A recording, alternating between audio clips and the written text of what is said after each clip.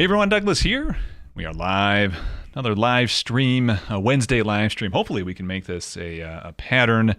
8 o'clock on Wednesday. Anyway, MMT Macro Trader, welcome to the live stream.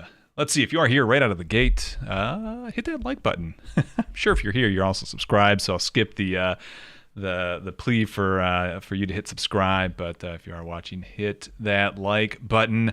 Let's see, tonight Bijou is back, and we have some things to talk about tonight regarding money, endogenous money, credit money. Kind of lay the foundation for what will be kind of some future discussions that we'll eventually get into regarding I think really one of the most important aspects to understanding how not only financial markets work, but the economy works as a whole.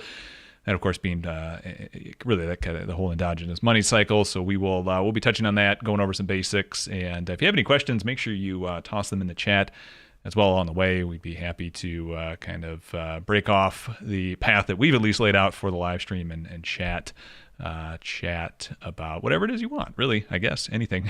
Fire away. If something comes to mind. I think where we're going to start is with a brief overview of markets today, some thoughts, just in terms of what I'm seeing and what I'd like to be seeing, and what I kind of need to be seeing to really give me more confidence over into my 2023 hypothesis idea right now that we could be seeing a bull market in 2023. And two things that would, I guess, run against that, be a headwind to a bull market emerging, would be a very strong dollar alongside bonds pushing higher. If you don't ever read the comment section on my video, sometimes there's some really good comments, and I got a really good one recently in terms of understanding or kind of a discussion that went back and forth of what the dollar pushing lower or higher means to the market relative to bonds. And I thought it was a really good comment. Dingo is his name. He's also on Twitter. If you don't follow him there, check him out. He has some good ideas that are worth following. But one of the back and forths that we had, I think it was the market recap for earlier in December. I forget the exact date. But one of the points that he made is, and something that I'm definitely keeping an eye on, is this idea of the dollar pushing lower being bullish and the dollar pushing higher being relatively bearish, because it can be a signal that there is a dollar shortage. And particularly there's this combination that you can look for, which is the dollar pushing higher with bonds pushing higher against what the Fed is kind of laying out in terms of what their target policy is, right? So the Fed has made it very clear they're going to keep their foot on the gas. Well, and all of a sudden you see bonds go against that. The question is, why? Is it because the market is getting ahead of where it thinks the Fed is going to be, or is there something happening in the plumbing where the banks, particularly the global financial system, has a need for these bonds as collateral? So one of the things that would worry me that we're not seeing, which is kind of making me think that my bull thesis might be playing out, or is at least at this point still a pretty valid thesis, is going to be that the dollar remains relatively weak here from its peak all the way back in September and the huge drop that we saw at the end of 2022 here. And then the fact that now we're starting to see bonds push lower, so rates push higher, and we're kind of once again tracking what it seems as though the Fed would, or at least it seems to be tracking what the kind of the Fed policy is and what the Fed seems to be laying out for what their future policy is going to be with regarding rate hikes. So to me, as it stands right now, it looks like we are taking the right steps forward to see that bull market thesis play out. So those are a couple things I'll be looking for. Another item too. I don't have the chart pulled up here, but another item would be continuing to see oil inch higher. If we continue to see oil strengthen again, at least from the demand side of things, from the kind of the growth guess side of things, I think if oil pushes higher, that can be an indication that there's at least a strong enough market to continue to support higher oil prices. Now, again, eventually that will be a cycle that likely pops the bubble, if you will. But for the time being, if oil continues to push higher, it seems to be a good setup, overall good kind of macro setup for markets heading forward. So that's kind of my quick market recap as we let everyone roll in this evening. If you are watching, make sure you say hi in the chat as well. Yeah, let me know if you can hear me and all that good stuff. I think audio levels are right and whatnot. But yeah, drop a line in chat if you are here. Bijou is on the line tonight, so we have a lot to talk about. Yeah, fire away. My audio okay? Yeah. Yep. Right. Cool. So when you're talking about the bond market, I mean, I'm here to ask a lot of dumb questions from not terribly financially illiterate person, but definitely macroeconomic aware. So when you talk about the bond market, it's a secondary bond market, right? That the Fed can't really exercise full yield curve control over. Is that a correct? Yeah. What were you saying? Yeah. Yep. And so that's an indicator. I mean, it doesn't mean that the Fed loses yield curve control, but it's obviously for the secondary market, it's a lot slacker. So it is an indicator of what's happening out there in the endogenous money world, I guess. So I'd say that there are two factors that push the trend in price at any given moment. Two major factors that are going to push the trend in price at any moment away from Fed policy. I mean, I would say the entire yield curve is just a projection of where market participants think yield prices should be or will be based on, their guess of what the Fed is going to do next, right? And so because the Fed allows that process to take place, obviously they could get rid of that entire process if they wanted to. And with that kind of paradigm in mind, I would say that one, a price dynamic is just going to be exactly as I just explained. It's a guess in terms of where markets are or where the Fed is headed with rate policy, right?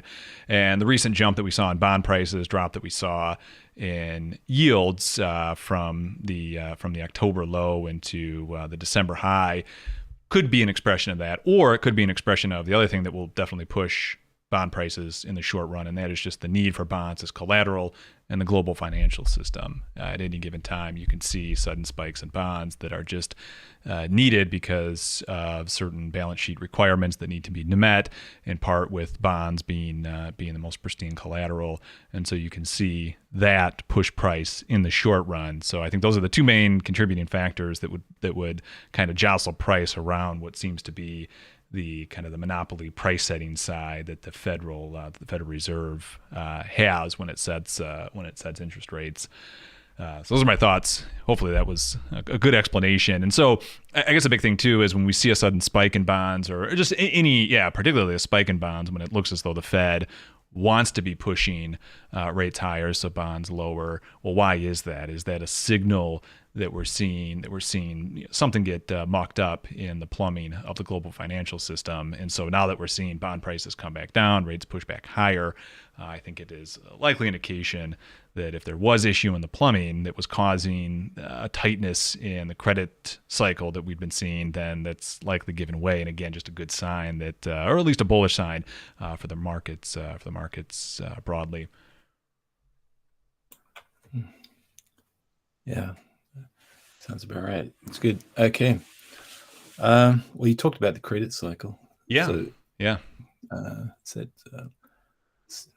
lead into our discussion of credit money. Yeah, let's do it. Just to give background to our guests, I was writing to Douglas, or just writing on my blog about some aspects of Perry Merling's course on banking and money. Found it kind of interesting.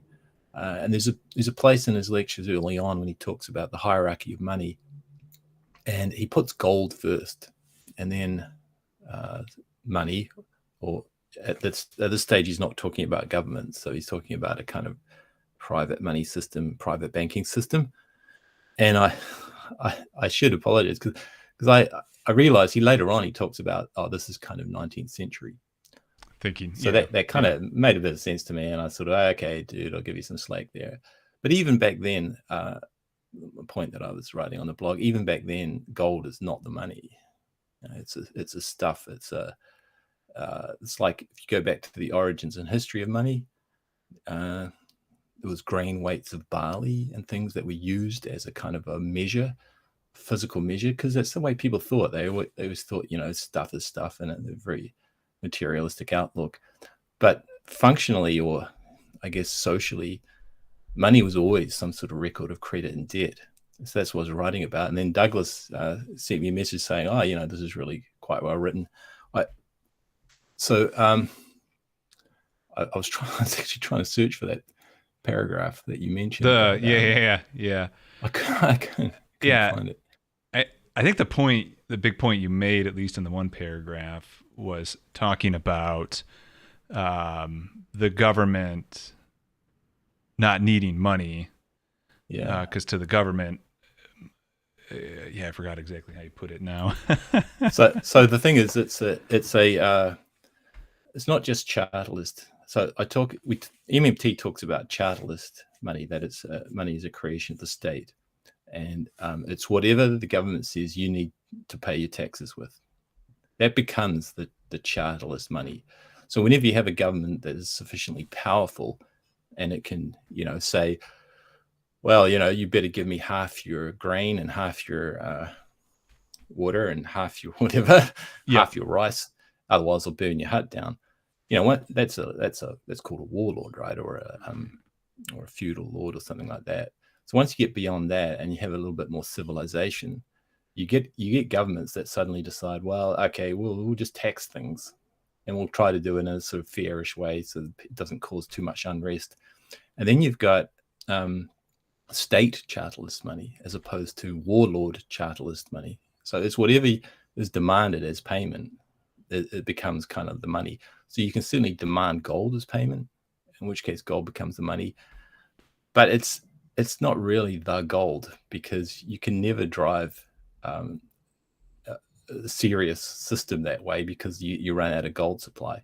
So eventually, even if you're a sort of really dumb person or dumb leader or king, you eventually realize you have to issue fake stuff. It's got to be fiat, right? It's got to be just not fake. It's got to be records. You can leave people thinking it's gold or grains of barley or whatever, but functionally, realistically, it's a record of credit and debt. Okay, so then you get Steve Keen and the post-Keynesians talking about endogenous money and the monetary circuit. And I'm not going to pull up any charts of Steve Keen's system that he describes, but we can do a deep dive into that maybe later next year sometime. But if people want to, I won't force it upon our guests. In that system, you see it's sort of fragile. You can easily sort of have these booms and busts, but it's just a sort of a natural dynamic of the flows of the system. Yep. So in that case, all money is credit money, and the banks give out credit and they demand repayment. And the way that you can kind of semi-stabilize that system is if you allow bankruptcy, which is just writing off a debt. Mm-hmm. And then people don't have to repay, and then you get rid of some of the severe financial crashes. I don't think Steve Keen's models that you can get for free off his websites and that, they don't have a bankruptcy thing. So if you run the model in his software, it'll just either boom or crash. It'll just go. Eventually, it's very hard to tune it to find the stable steady state, because it's unstable. Mm-hmm. So sorry about that. That was a bit of a stable steady state was a contradiction, right? Most of the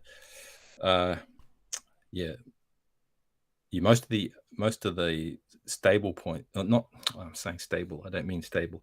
Most of the equilibrium points are unstable, right? So you can get a point in the endogenous money system where everything is stable. Where everything is in equilibrium, like fixed for all time, prices, unemployment, and that. Yeah.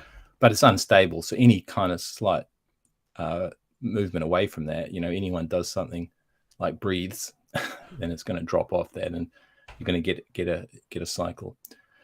The other thing Steve's model shows you is that there is a cycle in the system. So if you remove some of the real world things like prices and just talk about a real economy, it just goes in a cycle.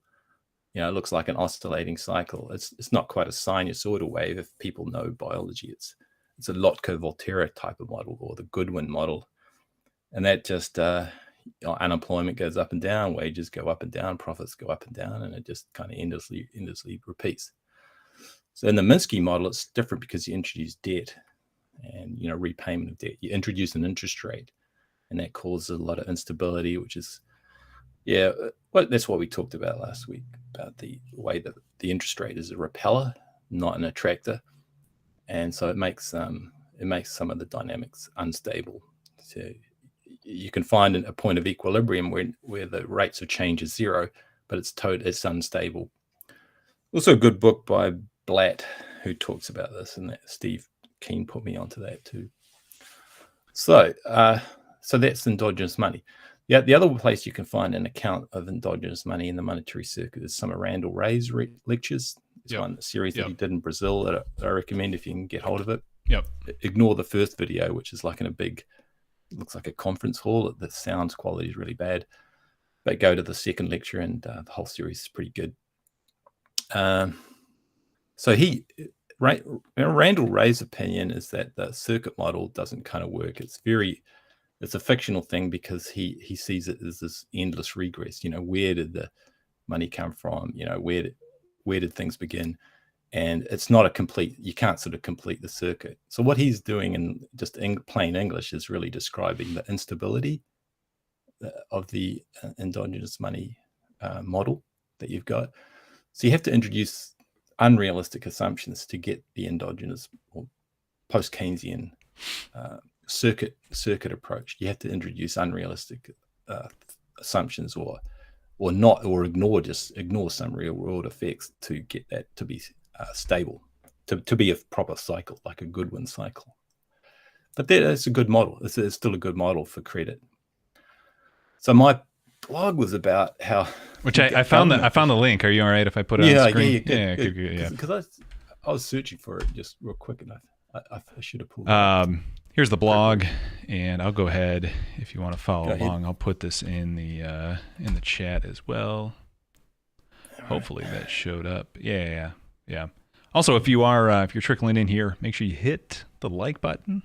If you are watching, it'll get the YouTube algorithm to push it out to other people. And then if you are in the chat, say hi, ask any questions. If you have any questions, stop us as we're going along. But the link to the blog is in the chat. So yeah, fire away at the next idea. Oh, okay, I got it. It was on money veils.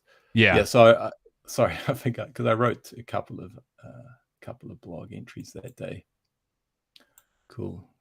Okay, let me go there. So the other one that was on the money and banking course also had some of these ideas that I was blogging about. If you can put that put that link in the chat as well. Oh, sure.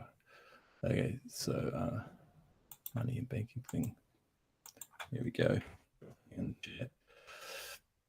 It's all just fresh hot takes on the course, just as I listen to the lectures. So don't take any of it.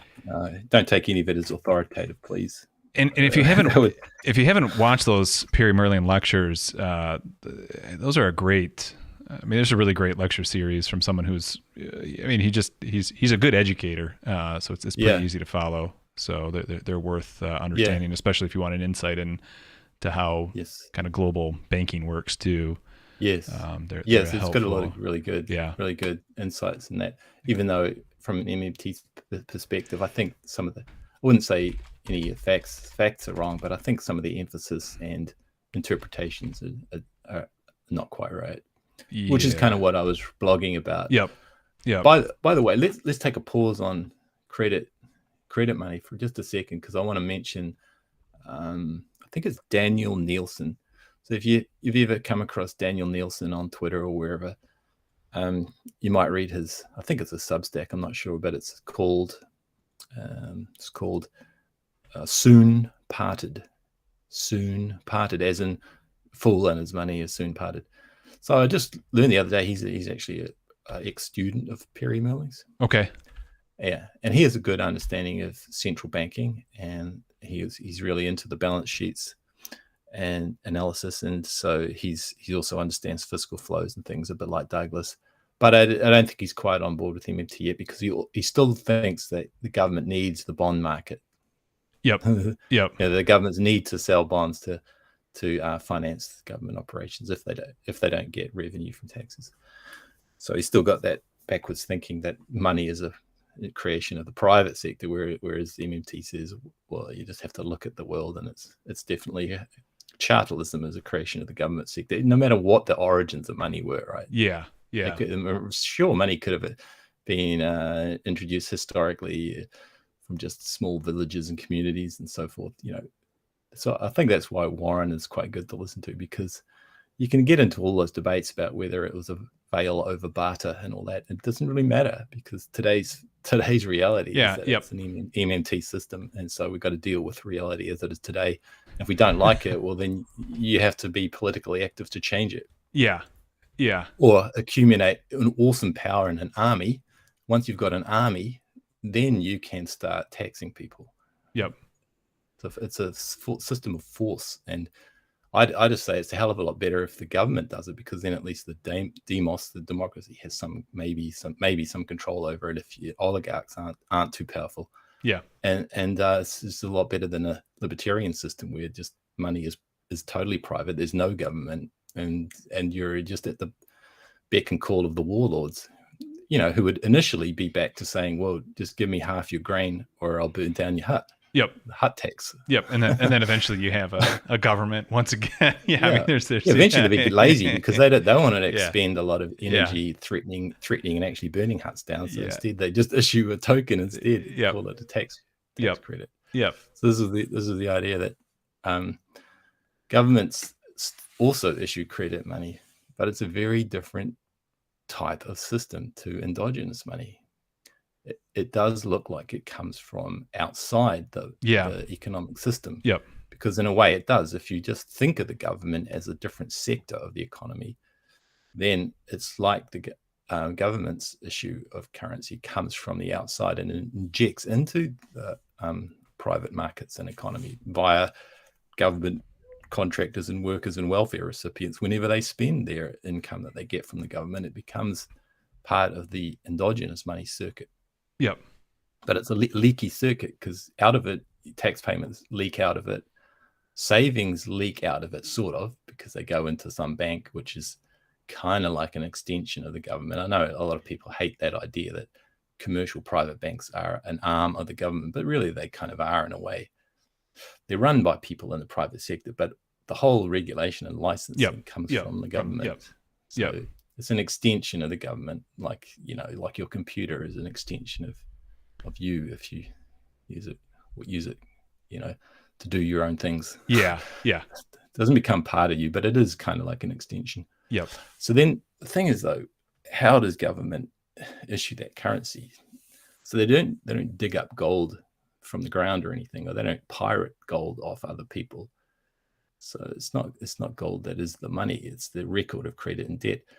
So what the government would do is, one way they do it is they issue bonds, and they go through this complicated repo and reverse repo process that Randall Ray describes. Yeah. But if you don't want to get into that messiness, that whole 6 or 7 step process of selling bonds as repos and then reverse repos, so you buy them back, and there's it's such a short time period that there's no interest rate paid or anything. So, or there may be a small amount, I'm not sure, but that whole process is, in the end, when you net it out, it's just the government creates a bond and issues it, and someone else uses currency that already was in the economy already from past government spending to buy the bond. And so it looks like things are nicely balanced, and it looks like a credit debt system, because sure enough, the government has created a bond, but they've also sold it to someone in return. Now, it's a debt, an obligation, so it's like a credit form of money, because the government promises to pay some interest on it. Otherwise, why would anyone bother buying this bond? Yep. But the point is, I guess, is that the government can just say, well, we're going to not issue any interest on it. Yeah. So they can make the interest rate zero. So it becomes just a very empty sort of debt. and it can just be sold back at par or bought back at par. So it's still a sort of credit money system. But then you say, well, what's the point? What's the point of anyone buying these bonds if they can't earn any interest on them? There's going to be, the market for that is going to drop out unless there's some reason that zero interest rate is the best thing around. So the thing I guess I wrote is that it's still a credit because the government still has an obligation.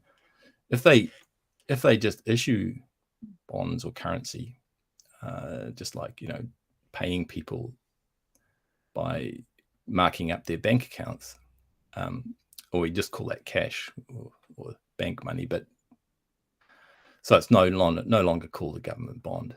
So it's not held; it's just floating around there in the private economy.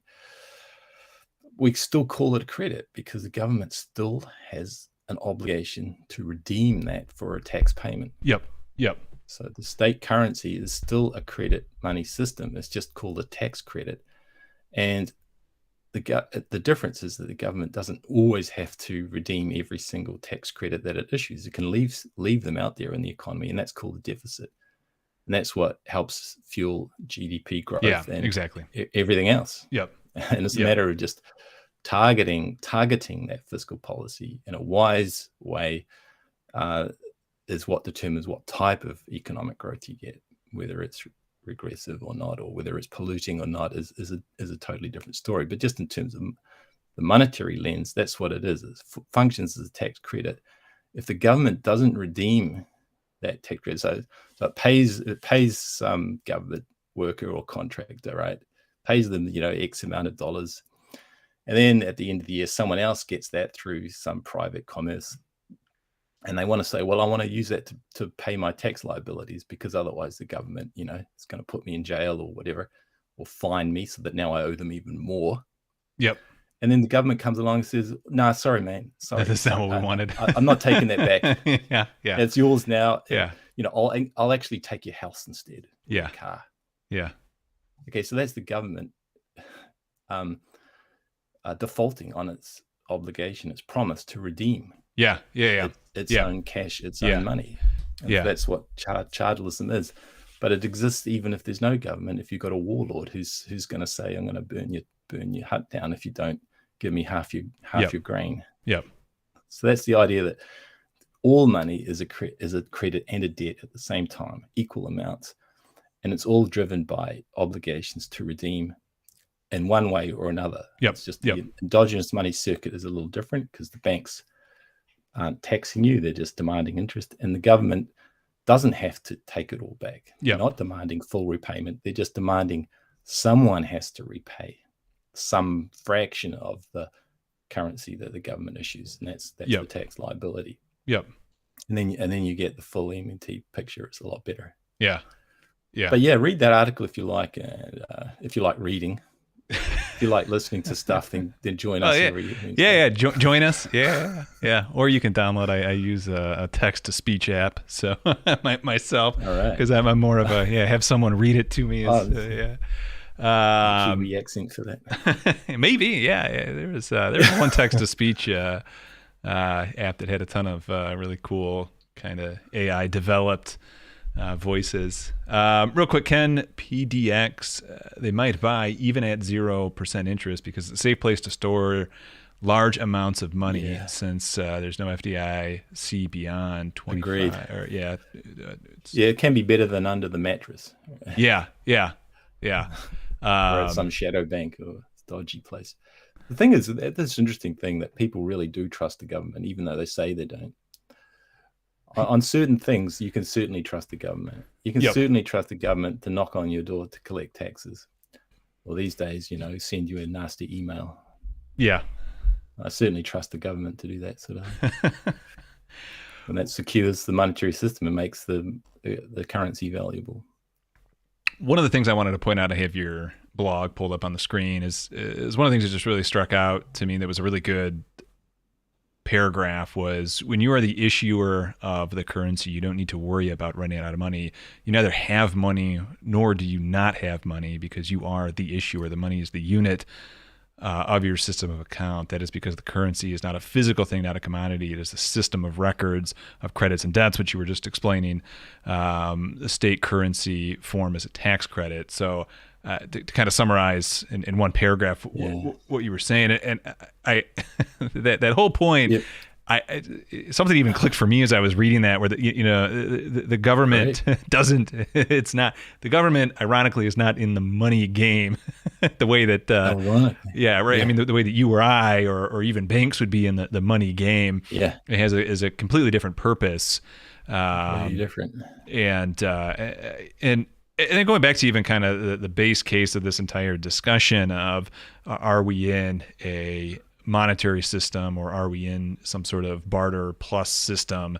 I mean, either way, we're in a monetary system. Seems to be the necessary foundation to a capitalist system, to a system of innovation and growth. And I don't mean capitalism in the sense of what it's become today, but I mean, the best part of capitalism in terms of innovation, growth, that sort of thing.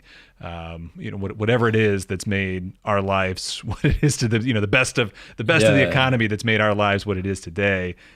The capitalist system is profit motive because, I mean, like him or hate him, Marx described capitalism without government, right? Because Marx did not need government to prop up capitalism. It was a gold standard type of system. So a bit of a fiction, but yeah, under that system, the profit motive was important. Of course, he tried to explain that the Goodwin-Minsky-Keynes dynamics, but he didn't get it right, because he would have realized that, how come you can constantly generate profits? Well, it's not just exploiting labor value. You have to have money creation to do that.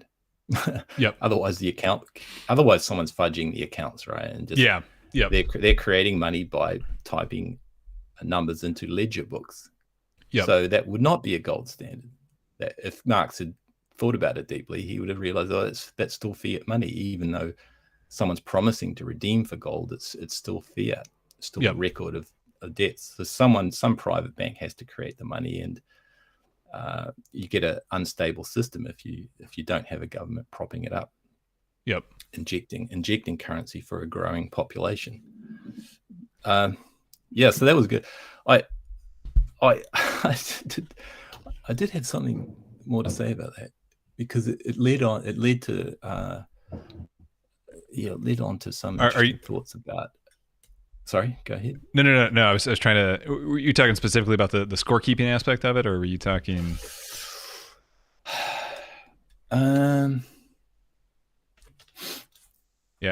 Keep going with your thought. I lost the train of thought there, but it'll come back into my head later. I know one of the things we were discussing the other day, and maybe this is what caught your mind, was kind of the reserve system.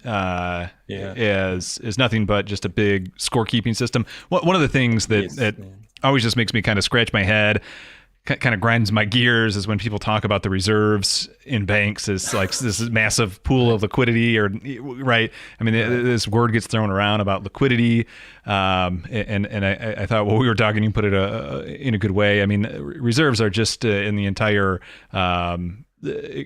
kind of banking exchange system between the Fed and the banks is really just a scorekeeping to make sure no one's fudging the numbers, and there's no fraud going on. I don't know if that's where you were headed with that thought, but it kind of is. It actually helped me remember what it was. Good. Because we were also talking about, and I think this would be interesting for people joining us to ask questions about if they don't understand. Yeah, and if you are joining, hit the like button. Helps out the YouTube algorithm. And fire away any questions if you have them. We'd be happy to engage. So what I asked Douglas, what I suggested is this. Okay, so this is just a suggestion. It's the idea that, and this relates to what Douglas and I are working on for DougBot and the models that we're trying to develop. We'll come up with a better name soon, but DougBot's cute for now, so we're going to keep it. I have nicknames. Nicknames, yeah, your own mental name. Samuel Bayes is the Bayesian guy. Yeah. So I said I said, MMT is an accurate description. I mean, you just have to look at the law. And if people are following the law, then they're in an MMT system. If they don't follow the law, if they're counterfeiting money, well, then it's kind of not exactly the way MMT describes, because you've got to, well, I mean, you just got to put in some financial flows for the counterfeit. So you can still make it an MMT system, is what I mean. It's still a record of credits and debts. Yep. So the money, all money, not just the government's money, all money is an IOU of the issuer. Now, I think that's a contribution that MMT has made that maybe Keynesians had, but not too many other people except for Georg Friedrich Knapp and Mitchell Innes, and that is that money is a record of credit debt. Well, David Graeber had that, but of course he was just looking at the readings from the past. People had that idea, and MMT has kind of resurrected that idea, I guess, that proper history of money, that it didn't arise from barter, it arose from settling obligations, and it was just a heck of a lot kind of more civilized to do it with records of credits and debts that you could actually use to go out to the shop and or to the village market and get things with, rather than bloodletting and feuds and yeah, things. definitely worked out for some people more than others. Yeah, right? yeah. Now, I guess that's still debatable, but it just makes more sense. Yeah, absolutely. Yeah. And archaeology and sociologically. And when you look at it, Adam Smith invented the barter story, right? He didn't do any research into it. He was a moral philosopher. He was a political philosopher. He wasn't interested much in anthropology and actually, what goes on in the real world. Yep. Just came up with the idea of barter. And, it convinces a lot of people. So anyway, what I suggested to Douglas was that, okay, so we've got this, we do have a charterless system. It's MMT is well described as money is functions very well as a tax credit. It also gets used in the secondary market. So secondary market for goods, for facilitating barter, trade, commerce. That all can exist because the currency is worth something other than just as a social construct. It's not like people are just agreeing to use this stuff as money, as an IOU. They agree to use it, even if they don't realize it, because someone has to pay their tax liabilities. Yep. Or if it wasn't the government, like I said, it'd be a warlord demanding payment. Otherwise, you get your hut burned down. So what I suggested to Douglas was that it's because people don't understand the system that they're using. They think it's still either something like loanable funds, or that money is gold, or is some stuff that you have to move around. That they still think of when you say fiscal flows. I would still say that's bad language framing, because it's not a flow of anything. It's just a digit goes up in a bank account here, and at the same time, or maybe a second later, a digit goes down in some account over there. Yep. Why does that happen? Nothing is flowing except maybe, electrical. Well, okay, there's electrons and wires and optic fibers. So that's exactly what I'm referencing when I reference this. What I'm really talking about is the electrons bouncing up and down the chain. That's the real money. Yeah. The electrons and photons and optic fibers. Exactly. The real money. Yeah. Those pixels changing on your screen, that is part of the fiscal flow. That's the fiscal flow. There's a pixel changing, going bloop, then bloop down. So the real money is the electrons and photons, if you like. Yeah. And our money, what we regard as money, a dollar, a yen, a rupee, whatever, that is information. It's basically information, records of credits and debts and IOUs of their issuer. So when your parent writes an IOU to their kids, on a piece of paper, they just have to make sure that the kids can't forge it. Now, so I suggested, this is a bit of a shaggy, I'm getting to the point. So I suggested to Douglas that actually, prices and things can get a bit out of control and can go wild because people think they're using something like a gold as money or whatever it is they think. Whatever people have in their heads, it changes their behavior. And so the world can look very not like someone with MMT awareness would describe. So it can look a lot like the government has to run austerity. And that's only because the government does run austerity, Yeah. needlessly, right? Yep. Yep. So it looks like people are going to say, "Oh, well, it's not MMT because the government is austere. It can run out of money. Otherwise, why would they have artificial scarce?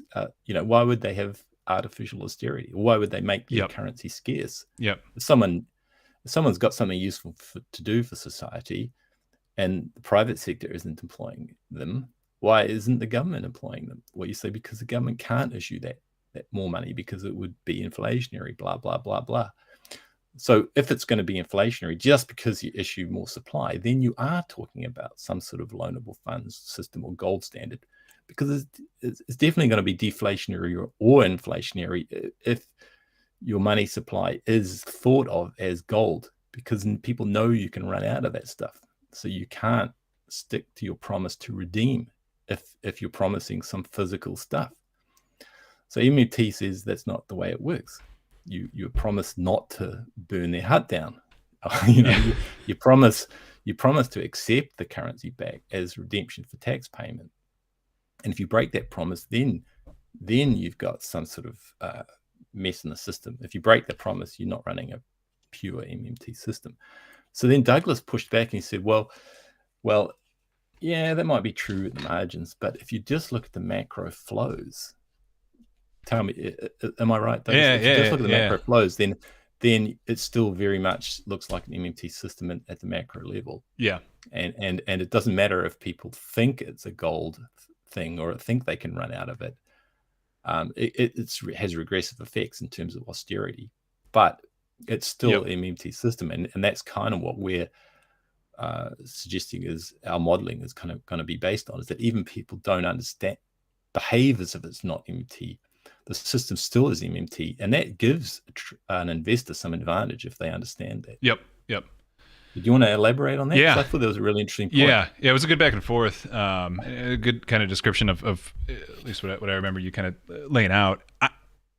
I have never liked the idea that if how do I put this, if markets or just kind of the broader economic trend goes against what you'd expect and kind of with MMT assumptions, that it's just because the individual agents are in mass just kind of believing something else is true and therefore operating on that assumption, and then you see it play out, right?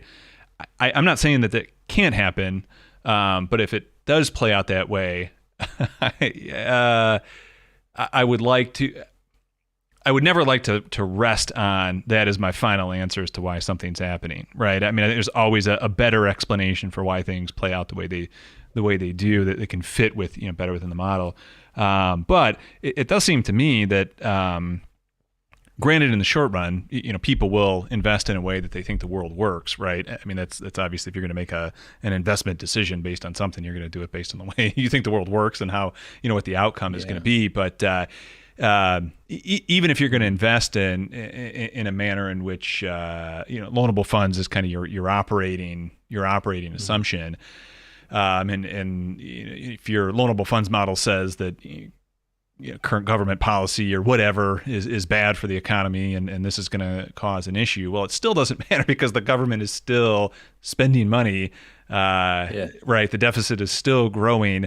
That's still money going in primarily to, Social Security receivers, Medicaid, Medicare payments, right? Different healthcare payments, defense payments, right? And the recipients of that money are still buying cheeseburgers at McDonald's, which means that's still a profit for McDonald's, right? I mean, eventually it ends up on the balance sheet of the private sector somewhere. And so that's either a profit for a company or it's just directly invested into, some 401k, some form of tax deferred savings, right? And so you can bet against, sorry to use the word flow, but you can bet against the flows as much as you want, right? But at the end of the day, the flow is still going to take over. And on the short run, I wouldn't disagree that a misunderstanding of how economic policy works can shift markets on the short run, right? I mean, we see this whenever a major economic news drops, right? You get Yeah. hedging dynamics that play out, all that sort of thing that can really put a skew on the way markets play out over the short run. But that stuff Yeah. lasts for a couple weeks before just Yes. the trend that gets developed via kind of the MMT framework begins Yeah. to emerge.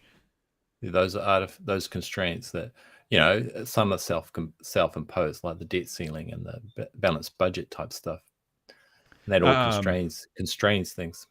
Got a comment here real quick. Since Go ahead. MMT is a lens by which can be used to examine any system, it's not clear. I imagine you mean what you mean by MMT system. Maybe you mean the fiat system or the charterless system. Yeah, I Yeah. could be a little bit more precise. What I mean by the MMT system is the MMT lens, right? I mean Yeah. the flow of funds model that I'll pull up from time to time. That's what I mean by the Yeah. MMT framework. Well, I can be more general than that if you like. Yeah, fire away. Yeah. Yeah, because I can agree with Ken PDX because um, partly it's a matter of semantics and definitions, but to me, if you're going to argue or debate with me or do the same analysis, we have to understand what we're talking about. And money is an IOU of the issuer. It is a record of credits and debts. It's not physical stuff. It gets parlayed into physical stuff when people have to move those pixels around, or in the old days, grain weights of barley or whatever it was. But the bag of barley was never the money. It was just a placeholder for the idea that you owed someone something else, or you were borrowing, credit. So that was always a fiat system because it's always in people's heads, right? It's always in people's heads what the currency is. Not everyone had barley or rice to carry around. So what did they have? Well, they had a tally stick or a piece of paper or some other token that was agreed was a stand-in for that weight or measure of barley, which is a physical thing. But at that point, it becomes an idea. It becomes an idea of a credit or debt. So to me, to Randall Ray, Graeber, Michael Hudson, everyone who understands that history and anthropology, money has always been fiat. I mean, it's almost a tautology because that's the best way to define what money is. Yep. If you define money as physical stuff and gold, it messes the whole system up, because then you're talking about the real economy, and then you're talking about neoclassical kind of world, and you've got completely different dynamics.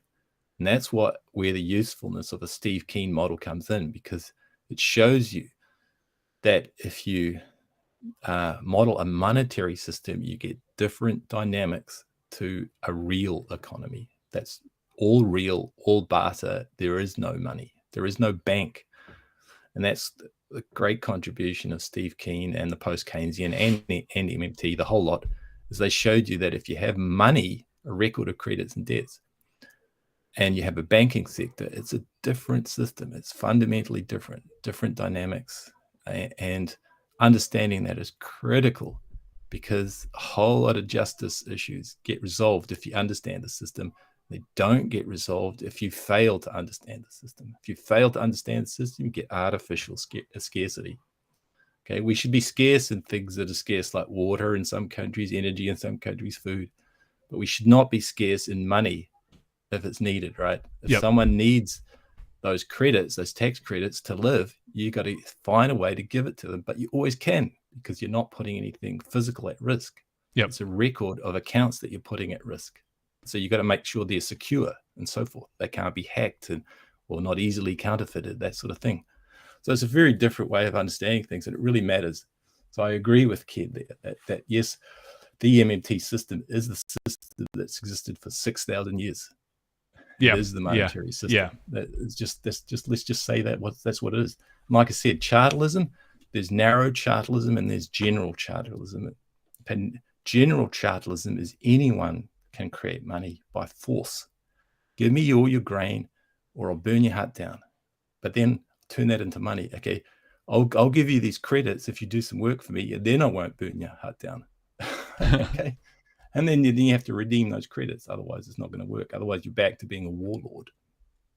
So that's narrow chartalism. Anyone can create a charterless system. When the government does it, They do it by introducing a tax credit, Yep. taxation, or tithes, or fines, or fees.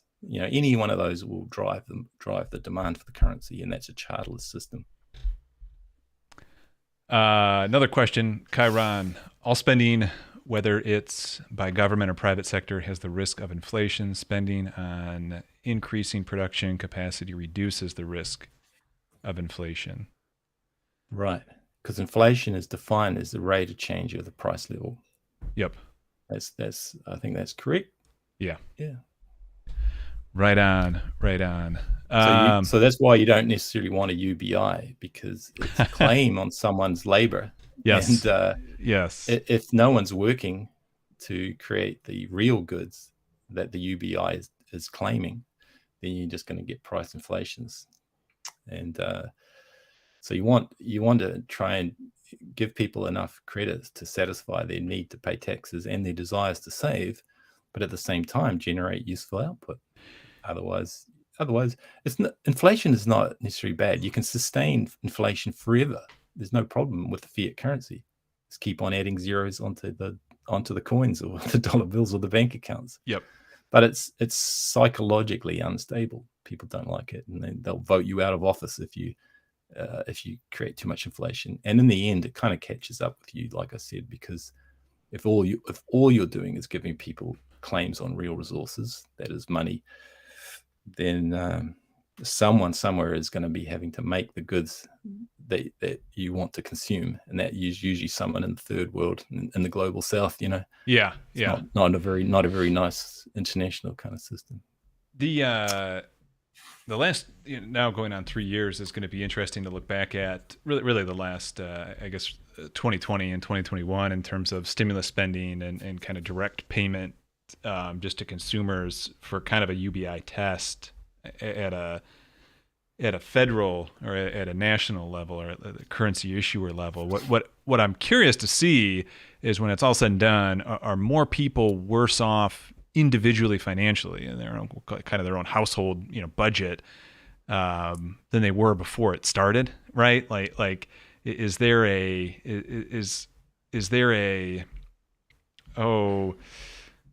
kind of a mental trigger almost with UBI, where people feel like, this money's coming in, I can now spend more than I, more. Yeah. Right. I mean, will there have been a trigger to go into debt? Right. I mean, because UBI allows you to pay off debt, so maybe you can see that you can borrow more as well. More, yeah.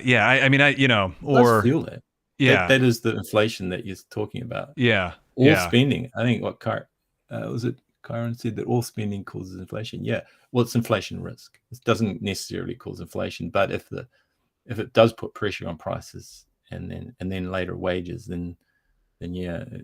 So UBI has the inflation risk because it allows more spending, and it also allows more bank credit to be issued, because people now see, well, I can. Everyone's optimistic and a bit hopeless when it comes to the future, right? Well, I guess there's neurotics and there's optimists, and the optimists are always going to say, well, I can borrow this because later I'm going to tighten my belt. Yes, they don't. They usually never tighten their belt, but yeah. Absolutely. They're helping everyone else because they're spending their income, they're spending their credit. Whoa! They're helping the rest of the economy. I hope my wife doesn't watch this and learn that she's helping everyone else by going deep into debt. Yeah. She's an altruist. She's an altruist by running up the credit card. Yeah. Totally. Yeah. That's exactly it. Yeah. So if the government doesn't, I'm screwed, man. I'm screwed. Yeah.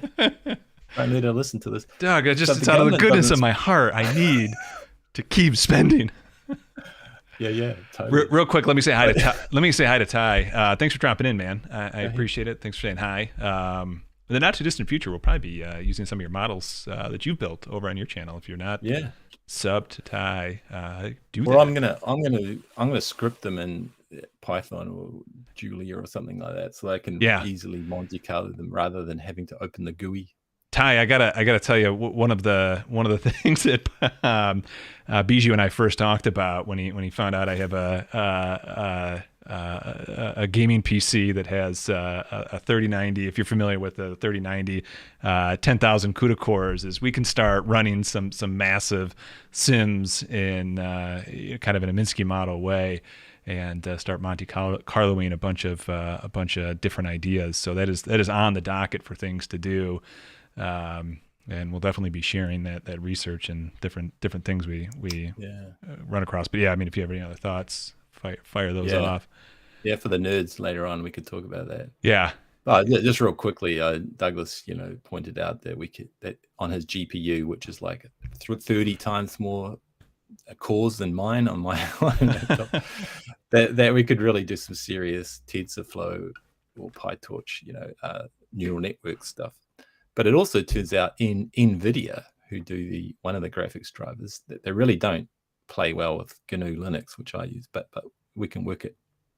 They also have software that you can get for running ODE, ordinary differential equation solvers, on the GPU. So that's what Minsky models use. So yeah, that would be kind of cool to use that as well. Anyway, yeah, my wife now is saying exactly what I was saying to her, which is, or that's my argument of buying the GPU, right? Well, no, I'm doing it I'm an altruist. It's not for video games. Right. I promise. It was always for deep learning and AI. Yeah. Let's see. Can we were talking about the transit that. What happened is that our conversation, if you remember, about whether people not understanding it's an MMT system. Oh makes it not an MMT system in some ways. It can affect markets because they don't understand what it is introducing this idea of mesoeconomics. That was a little interesting discussion we had that people could talk about, because I think your conjecture was that the finance world is kind of operating at the mesoeconomic level in many ways, and that's very not understood, and even some economists say there is no such thing. Yeah, I'm pulling up the Wikipedia entry on mesoeconomics, right, and I think it's a helpful. If you read the Wikipedia article, it doesn't seem like it'd be a terribly helpful or agreed upon level of analysis for economics, but there seems to be something happening that is different from microeconomics and different from macroeconomics that is really important in the economy, right? In the real economy. We figured that we'd need to know a bit about it in order to get the features that we need from the time series data to feed our neural network in an MMT informed way. Yep. We weren't going to be able to just look at sectoral balances and the basic MMT stuff. We'd have to go kind of mesoeconomic in some respects. Yep. Like not the bulk financial flows are going to work for us to get our signals and features. I think we're going to need to know which of the items on the A-shaped table and the margin statistics and everything that you're teaching me about. We're going to have to know which ones are the dominant, because otherwise your neural networks are things that are have to be highly biased. You have to really help them. You can't just that's one of the things. Go and think they're going to learn anything. They're not. You have to seriously scaffold them. Which we're learning right now, to take things above the Bayes models that I've created and really put to good use some of the AI machine learning benefits that you'd get from running models like that. We're learning very quickly. You really have to point them in the right direction first to even get going there. Renora, I will answer your question in just a second. I see it up on the screen. I want to finish the thought on mesoeconomics, and also maybe even start the conversation on kind of getting into. I have some data set up, or some charts set up to look at for at least some of the first steps we're taking in terms of getting together the right features to put into what will be DougBot when it's all said and done. But just to finish this idea on mesoeconomics, because there seems to be a dynamic that is definitely taking place that guys like Steve Keen, Ty, are seen play out and can understand and see in the data when they look at what we would generally call the macro data, but that is not exactly truly macro, and it's also not micro, going back to that idea that we were discussing in terms of like kind of individual agents or groups of agents who have specific beliefs that are, imagine if you had a space shuttle program that still thought the sun revolved around the earth, right? And you know what I'm saying? They could still potentially get a rocket to the moon, right? Or they could get right. I mean, you could still epicycles. Yeah, exactly, right. I mean, you could still, but for a lot of these people, unfortunately, they're going to find out in the most catastrophic way that they turned out to be wrong, right? I mean, there will be something just wrong enough in the models. It's fragile. Yeah. If you get one little bit wrong in your epicycle model, it then loses its power.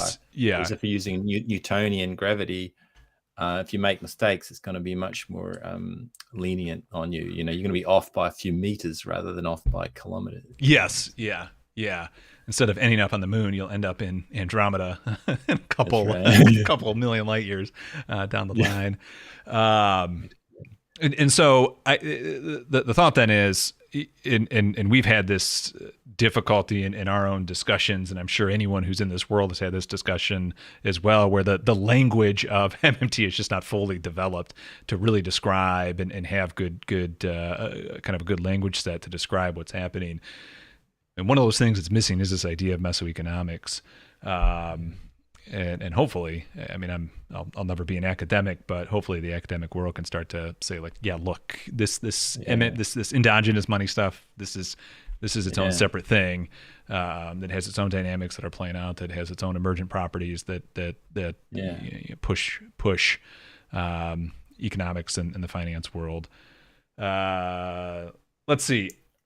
Nora's got some. Yeah. Let me pop up the chat real quick, and we will go ahead and ask the questions. Ever use market price measured in gold? Any value there? I find it interesting that measuring in gold, global economic peaked in 2001, wages peaked in 71.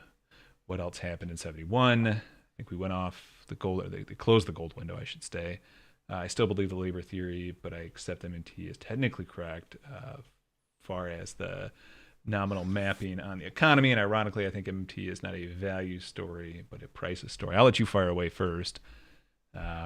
Okay, so firstly, what are you measuring in gold?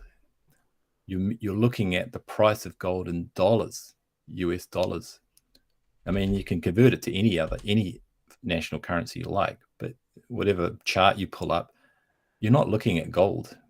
You probably have no idea what the gold supply is or the flow of movement of gold. It's not easy to move gold. It's very heavy, and it usually stays in the ground.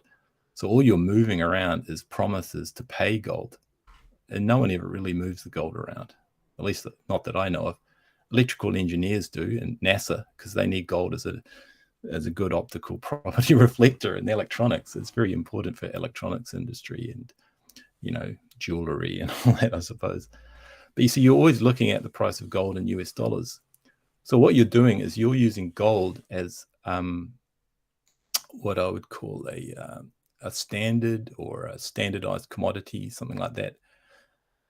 And it's good because gold does tend to have a fairly stable price relative to other goods. So if you see the price of gold changing, what you're really seeing is a relative value story. So you're looking at how gold is priced in US dollars, but it's normally the US dollar that doesn't change much in value, and the gold is actually what's kind of changing because of the supply of gold in the commodities market. So it's a bit deceptive to say that you're analyzing what happens by looking at gold. Usually you're looking at shifts in the commodity market, which is a relative value story. And the reason I say that the US dollar or any other currency is far more stable than gold is because the MMT lens, it's a fiat currency. So the government, the issuer, tells you what their tax credit is worth indirectly, right? They don't know it. And so it gets all messed up and it has some instabilities over time because the government doesn't really know what it's doing. So if they decide to introduce a massive UBI, you're going to immediately devalue their currency because now you don't have to do much to get it. And that will affect all the relative prices. And then you'll also see, gold change relative to the dollar, but it's totally by government policy choice. So you've got to be careful about using gold as an analysis tool. Yes, you can use it as a sort of standard. Same way you can use labor as a standard. How much productive output can 1 unit of worker time produce? Well, you can say it depends on the skill of the worker and so on. And then you have to introduce some fictions like the artificial or the representative worker, what generally sort of one person can do with their work, with their labor time. And that can also be a standard if you know how to measure it. I guess we don't know how to measure it all that well, but that's kind of what the government uses as a labor standard, a labor buffer, because we can see that in the unemployment, right? They're using labor as a buffer stock to stabilize, the currency. That's what they're saying is, $1 or $30 is worth 1 hour of labor time, roughly. That's a government policy choice. But they have all sorts of other fiscal policies that change that slightly. And it's a little bit dynamic, but it's pretty stable. And so, second thing, MMT is not a value story, but a prices story. Let's think about that. But what MMT is a relative value story. So when the government issues the currency, they're telling you what you need to do to get the currency. And they also do that by the regulations on bank credit, because you don't have to work for the government to get the currency. You can get it from a bank by a loan or mortgage, just credit card. But there's conditions on that, and that's all set by the government. So the government is still, in one way or another, telling you what their currency is worth. They set the price.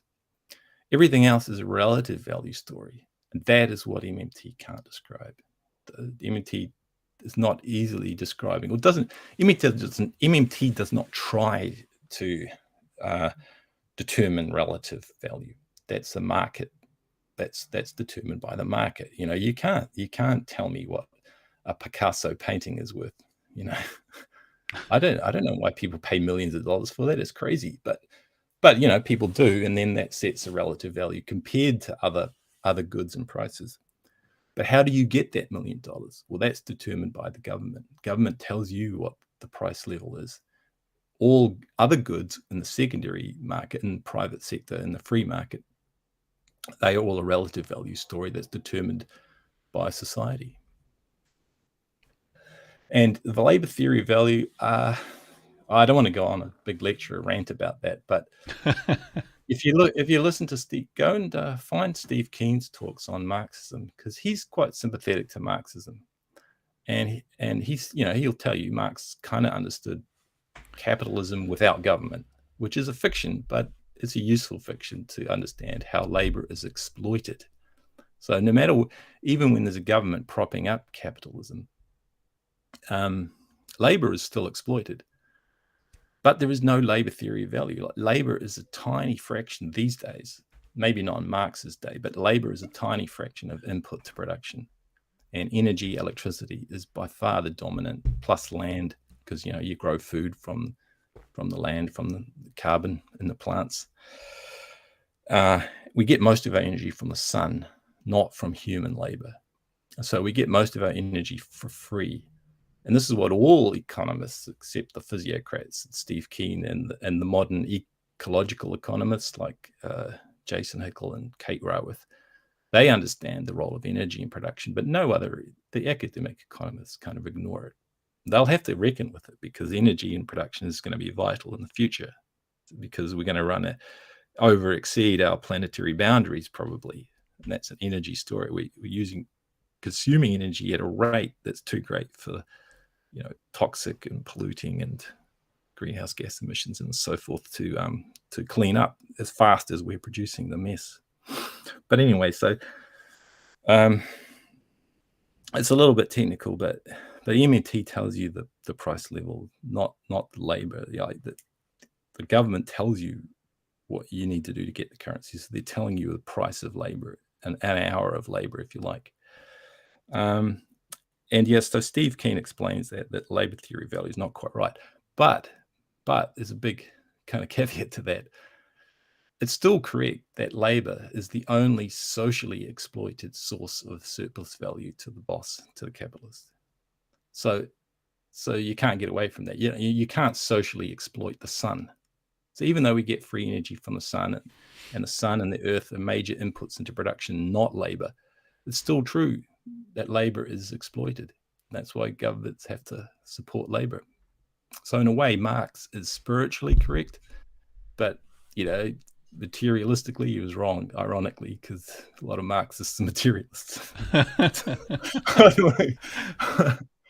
I'll stop there. But if you come back next week on our chat and keep asking questions, that'll be good, because the Steve Keen story of how Marx's labor theory of value is wrong is interesting, but it misses a lot of the morals and ethics, which is that labor still is exploited. And so we've got to stop that, right? I'm going to assume, Renora, that hopefully I'm pronouncing your name right there, that you've watched Steve Keen's stuff on YouTube regarding labor theory. If not, I mean, he's had a few lectures as of late.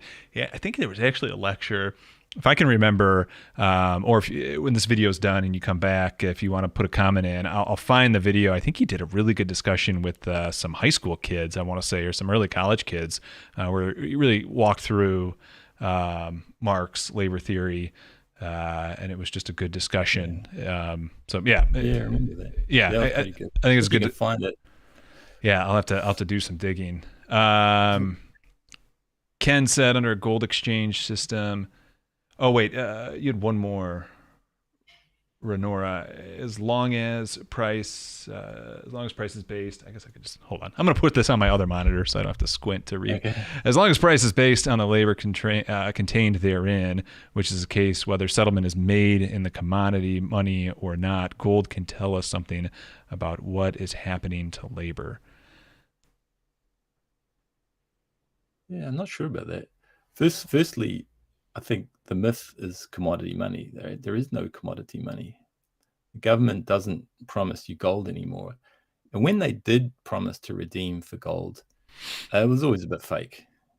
Because, at the end of the day, at least for the part of the economy that really matters, which is the poor people, the people that are struggling to pay their bills, to eat, they don't want gold. They want bread, They want apples, bread, water.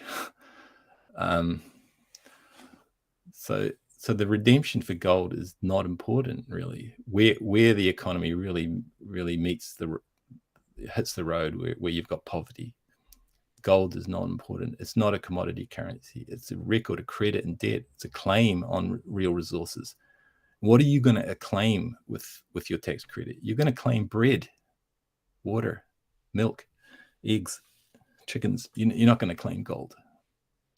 If you're a wealthy person, you've got all your needs satisfied, sure, you could claim gold, because then you can, hang around, wait for the price to go up because it becomes scarce, because people aren't mining it out of the ground anymore. It becomes scarce. People still want it for gold, for jewelry. Then it's a great store of value in that sense. But it's not important for the poor. Yeah. Good questions, though. I appreciate the thoughts there. Ken, under gold exchange systems like we had under Bretton Woods, we actually didn't move the gold around, but before that we had gold coins, so gold did in fact physically change hands. Yeah, for a little while. Yeah, for a little while. But it was the stamp on the gold that designated the value, not the metal. Yep. Okay, if it was the gold, the metal, that designated value, people would melt it down, and there'd be no coins. Yeah, and just so you know, because I'm pausing here a little bit, Renora, I will think through your comments a little bit more. I don't know if they're fully hitting me yet, so I'll after the live stream, I'll think through them a little more. Maybe something you want to do justice to those sort of comments. Yeah, absolutely. I certainly didn't do you justice. Yeah, but I tried to in a quick, short space of time. I know it's extremely difficult to be on the chatting end, trying to express something that you've spent a ton of time thinking through, piecing together, and then, in a paragraph, try and succinctly explain what it is that you're trying to do. So I'll think it through, and something we can definitely touch on in a later live stream. But I just say to all Marxists, spiritually, he's correct. He got the dire poverty story, the Dickensian times that he was living in, where it looked like there was no government because government wasn't supporting labor. It looked like it was a private money system, and things were terrible. So socialists, had a huge hand in making capitalism semi tolerable. I've got some beefs with Douglas about capitalism, which I'll keep private for now, because I don't think innovation is capitalist, and I don't think money is capitalist. Capitalism existed for 200 years. Money has existed for 6,000 years. Yeah, and so I guess so is innovation. Yeah. So capitalism is nothing about innovation or money. It's about profit motive. It's about how you drive people to work, and it's terribly unjust if you don't have a government supporting it. I mean, it doesn't exist without government support. So you can't really have real existing capitalism without some socialism, which is, government. Yeah. And I know that's like messing with definitions, because socialists will say that's not socialism. So I'm just using the word very generally. Okay? I'm just using it's the society. The society via democracy is what gives capitalism its life support. And there are certainly aspects of capitalism that are not terrible, that are not unjust. But that's a thing for me and Douglas to do. Whatever those are, that's only what I refer to as capitalism. Everything else is not capitalism. Douglas is using an enlightened version of capitalism. He's not implying there has to be labor exploitation. No. Douglas is totally against labor exploitation. Now, Marxists would say, well, then you're against capitalism. So you're just talking semantics. Yeah. But Marx did get the spiritual questions right. And it's very unfortunate to me that he tried to frame it in terms of materialism, scientific materialism, because it's not. It's about morals and spiritual and ethics. That's why you don't want, raw capitalism, because it just exploits labor. And the boss has a privileged position, and it's an unfair game because the boss doesn't need you to be working to survive because they've got other workers. But you as a worker, you need to work to eat under capitalism. Yep. It's an unfair system in many ways. But yeah, read Steve Keen's master's thesis. It's pretty good. Because he digests a lot of Marx and he regurgitates it in a manner that ordinary people can understand. Yeah, he does do a good job. He does. Yeah.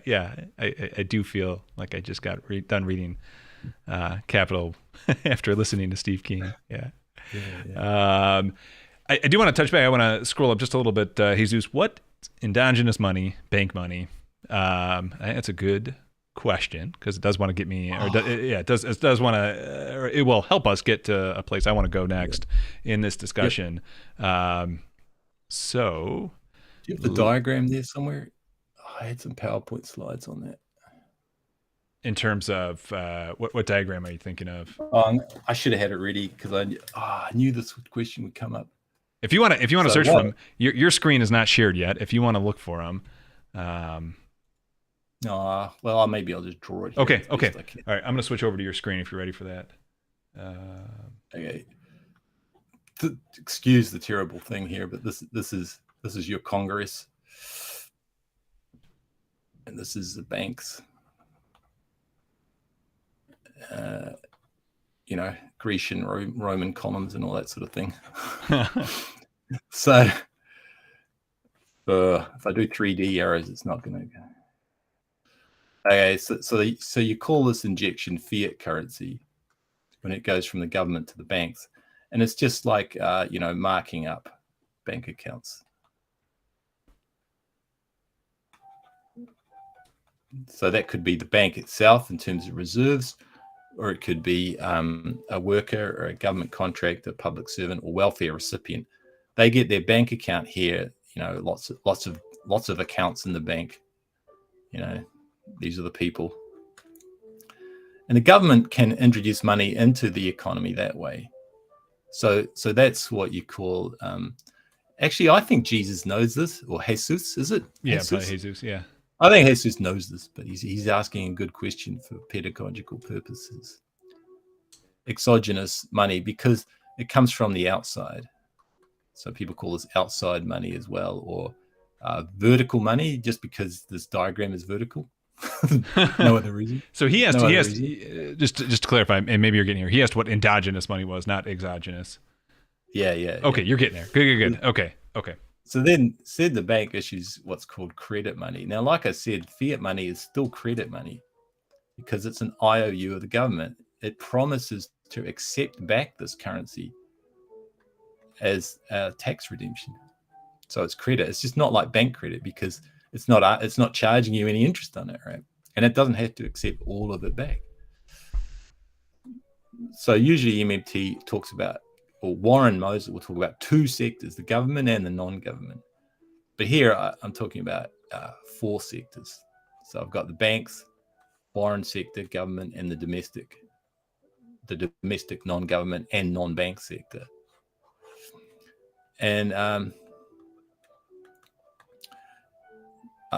there's also payments and things like that.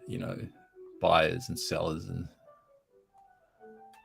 that can go both ways. Buyers and sellers just move the money around. So I'm going to delete that for now because that's just for every buyer there is a seller, and so that's just swaps money around in the bank accounts. It doesn't create money. So, but what Steve Keen says is bank credit is creation of money. So this is for sure. It's new money. That's my daughter on the piano, not wanting me to talk too loud. She never tells me to shut up. She just slams the door. She's very polite that way. So yeah, so this is endogenous money.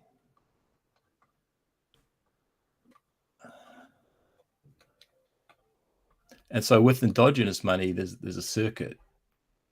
And so that's inside, or if you like on this diagram, horizontal money, because it's moving horizontally.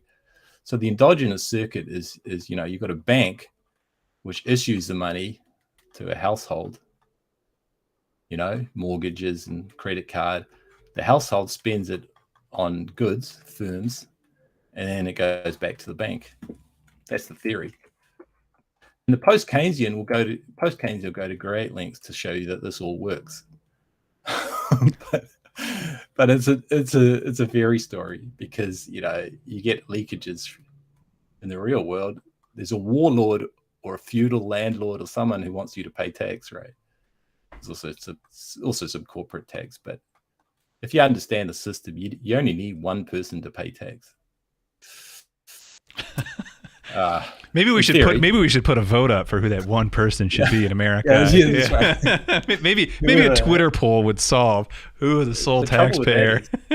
The trouble with that is then they become like the single employer. They're okay. Oh yeah. Who then what has to produce all the goods because that's how they get the currency. I think the person I have in mind would love to be the sole employer. I know. That would be Douglas Roberts. Oh no! It would not be. No. Okay. It'd be someone who's attempting to seemingly do it right now. Well, his net worth flames to zero. So yes, he probably would love to be the only person who gets taxed. You see, so taxation. This is the other thing. Taxation privileges someone who pays the tax. So it privileges rich people, if you think about it that way. If you want to tax rich people, you're saying we need you to exist. Otherwise, we can't get the currency. Well, that would be endogenous money story.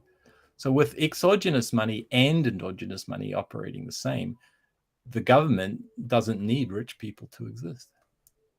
Right? So this operation here, marking up bank accounts or using the smoke and mirrors game of issuing bonds via repos and getting them back by reverse repos, which in the end, net on the balance sheet is just fiat creation of money. So the government just instantly creates the money. It doesn't need rich people to exist at all. What the government needs is someone to want their money, and that's the purpose of the tax. It creates people needing to pay the tax because otherwise they'll get their house taken off them.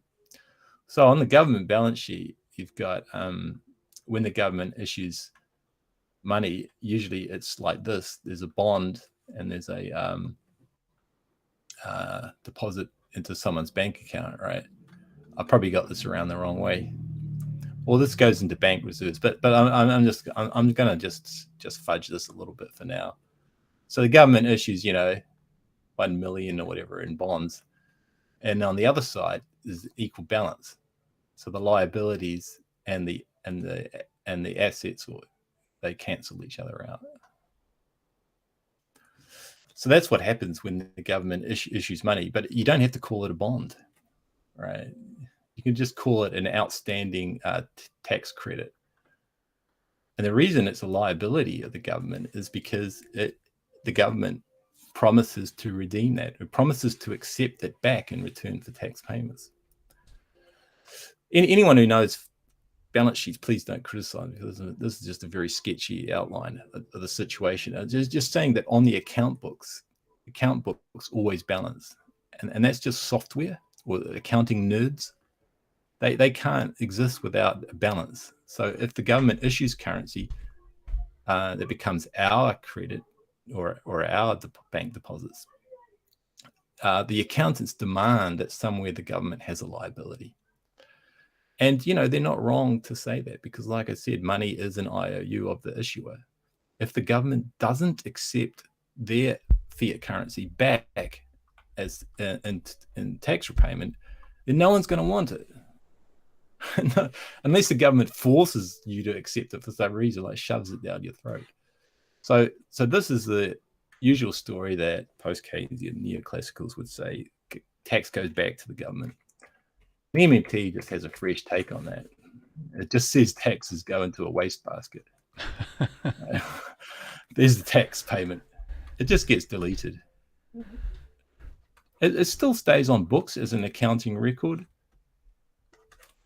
It's still recorded, right? The government records this. That's why they know they're running a deficit. But they don't need to know they're running a deficit or surplus, because it's irrelevant, all right? The issuer of the currency can float it. So they can always satisfy demand for their currency. And we know that when there's full employment. So if there's anyone unemployed, that is defined by someone as someone looking to earn the state's currency, their tax credit, then the government hasn't issued enough. So their deficit is too low. And so the tax being deleted is too high. So they should reduce the tax rate. Yep. Or increase the injection. So you either want to, when there's unemployed people, you either want to make the tax rate lower or the currency injection higher. One or the other will do the trick of getting rid of unemployment. But by the way, that's a macro thing that I mentioned before. If people don't understand it, then you have this thing called unemployment or involuntary unemployment. Yep. So that's a big thing, but it's not mesoeconomic. It's macroeconomic, really. Yeah. Because it's nothing to do with the private sector. Yep. Private sector has no role to play in employing people. The private sector should be producing goods people want to consume. That's their kind of role, with minimum labor, minimum energy, minimum everything. Yeah. So they don't want to employ people. They want to employ as few people as possible to produce the output. And that's why the profit motive kind of works under capitalism, right? I mean, I still think socialists are kind of right. You don't have to have the profit motive, but it works, right? It works in the sense that it produces goods for us, but the private sector is trying to do it with as few employed people as possible. Yep. So the government's role is to hire everyone else that can't be employed in the private sector. But the way we work it these days is the private sector is pressurized by society to employ people, because people still think the private sector is the employer. It's not. It's the producer. Tries to produce with as little labor as possible. But they don't nowadays, because they're social pressures on firms, right? Marketing, advertising, social media pressures. Firms are desperate to hire people in bullshit jobs. because they also think of themselves as the only employers, the only valid employers. They got it completely backwards, right? It's like those memes I keep seeing pop up on Twitter of like the TikTokers who it's always some young lady who's like a promotional manager or something like that at one of the big like Facebook or something, and she shows her day at Facebook, and it has zero production being done, right? I mean, it's all about eating the food in the cafeteria and drinking the coffee that they provide, which we all have. I mean, I'm not trying to pick on. I just no one up until TikTok, it's never been a thing to promote that you have a bullshit job. But now all of a sudden, TikTok has made it a platform to point out to the fact that you are one of the many people that are in fact just employed because of the social pressure being put on for so I see there's a lot more in the chat, so we should probably get to that. I'll shut up for a bit. I couldn't see the chat when I was drawing there. So. Yeah, no worries. What I did want to finish off with this discussion though about endogenous money in the idea of banks creating money, which is, I mean, that's obviously the big point guys like Steve Keen are trying to make and trying to, there's proof of that I didn't go through. Yeah, Richard Werner, and it's the software. You can see it in the software that the banks use, actually. Yeah, but yeah, that's a good point. And one of the things too with endogenous money that's, especially as it ties into kind of understanding how markets work, is that there's actually aggregate demand that's being created when endogenous money gets created. So endogenous money is just if you want to buy something, or you want to either buy something, whether you're a business and you need the money to buy kind of the raw materials that you're going to use to turn into whatever it is you want to turn in, or you just want to buy a home with a mortgage or something.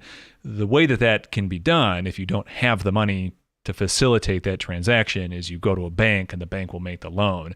And under kind of classical, neoclassical economics, that's just one saver giving their money to a borrower, and that banks only are acting as intermediaries between the saver and the borrower. That's to do the elevator explanation, the elevator pitch of what loanable funds is.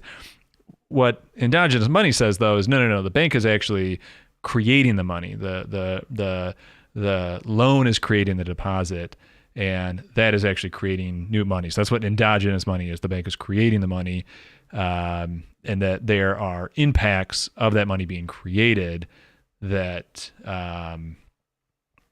that play out in the real economy. That not only in economics, kind of proper, but also in finance, are not fully understood. And I think, at least in terms of what we're trying to do with the models that we use for investing and trading, understand the market, that is what can be taken advantage of, kind of exploiting that lack of understanding that hasn't been fully priced in to markets as a whole.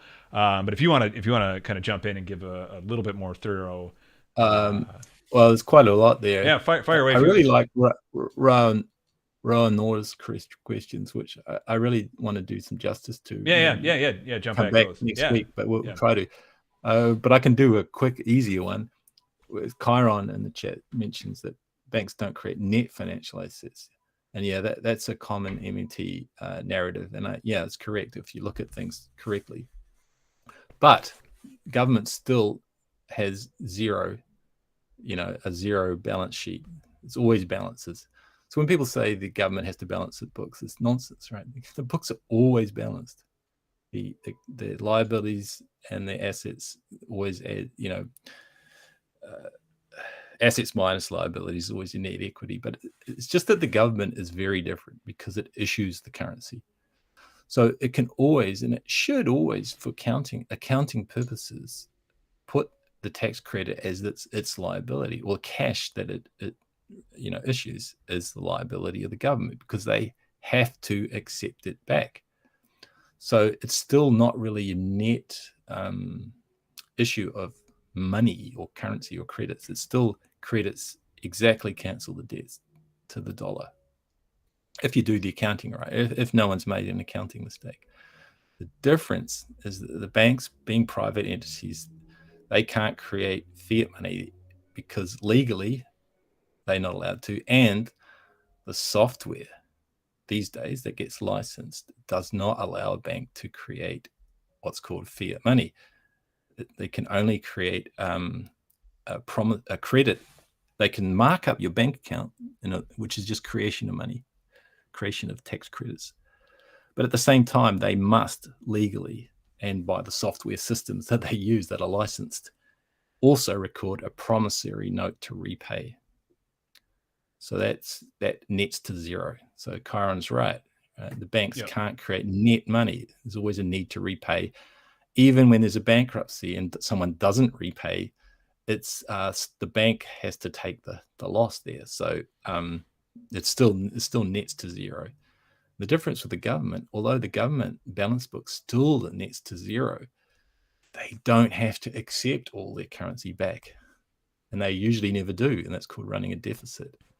There's no grandchild that ever needs to go back in time machine and repay that to us, and we're not going to ask them to. And there's no China or Japan trying to pay this back to our governments, because the Chinese can't create our currency legally. They could, but usually there's an international war that happens if someone tries to create someone else's currency.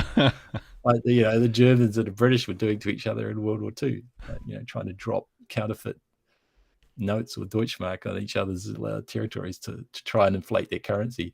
If they understood MMT, they'd realize it probably would never work. It was just a UBI system. all of a sudden, your enemy country's running at full employment, and suddenly you're boosting their economy with the UBI. Oops. Yeah. That's funny. Okay. Next question. Yeah, you can jump to the next question. Yeah. I don't know. This is a good one. Do you guys think the Eurodollar stuff, the Eurodollar Snyder stuff in regards to limited dollar credit in the global economy has a big effect on prices, all else being the same? Has some of the inflation we've seen been a lack of supply from overseas producers? Yes to the second part. Yeah. Without a doubt, the inflation that we're seeing.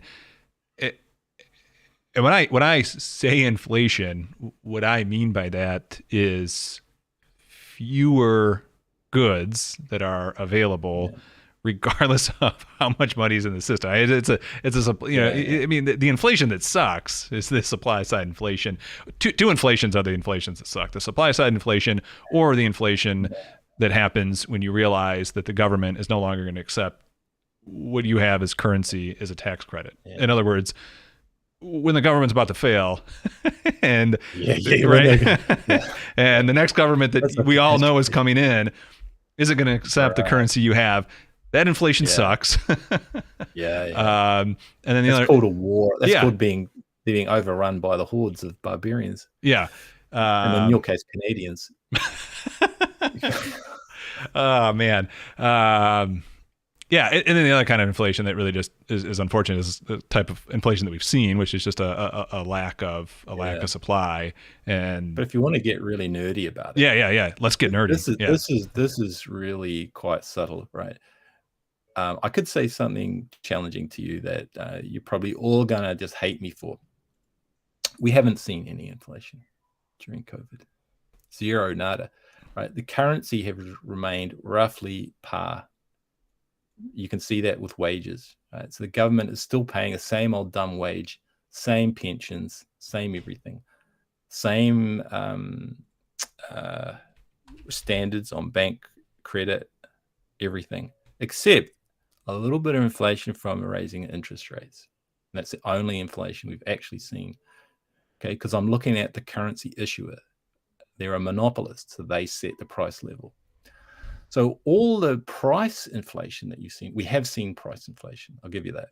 We've seen price inflation of certain commodities and certain goods because they've been in scarce supply, because of supply chain blockages, and because of price gouging by the grocery companies and the oil, OPEC, and all that.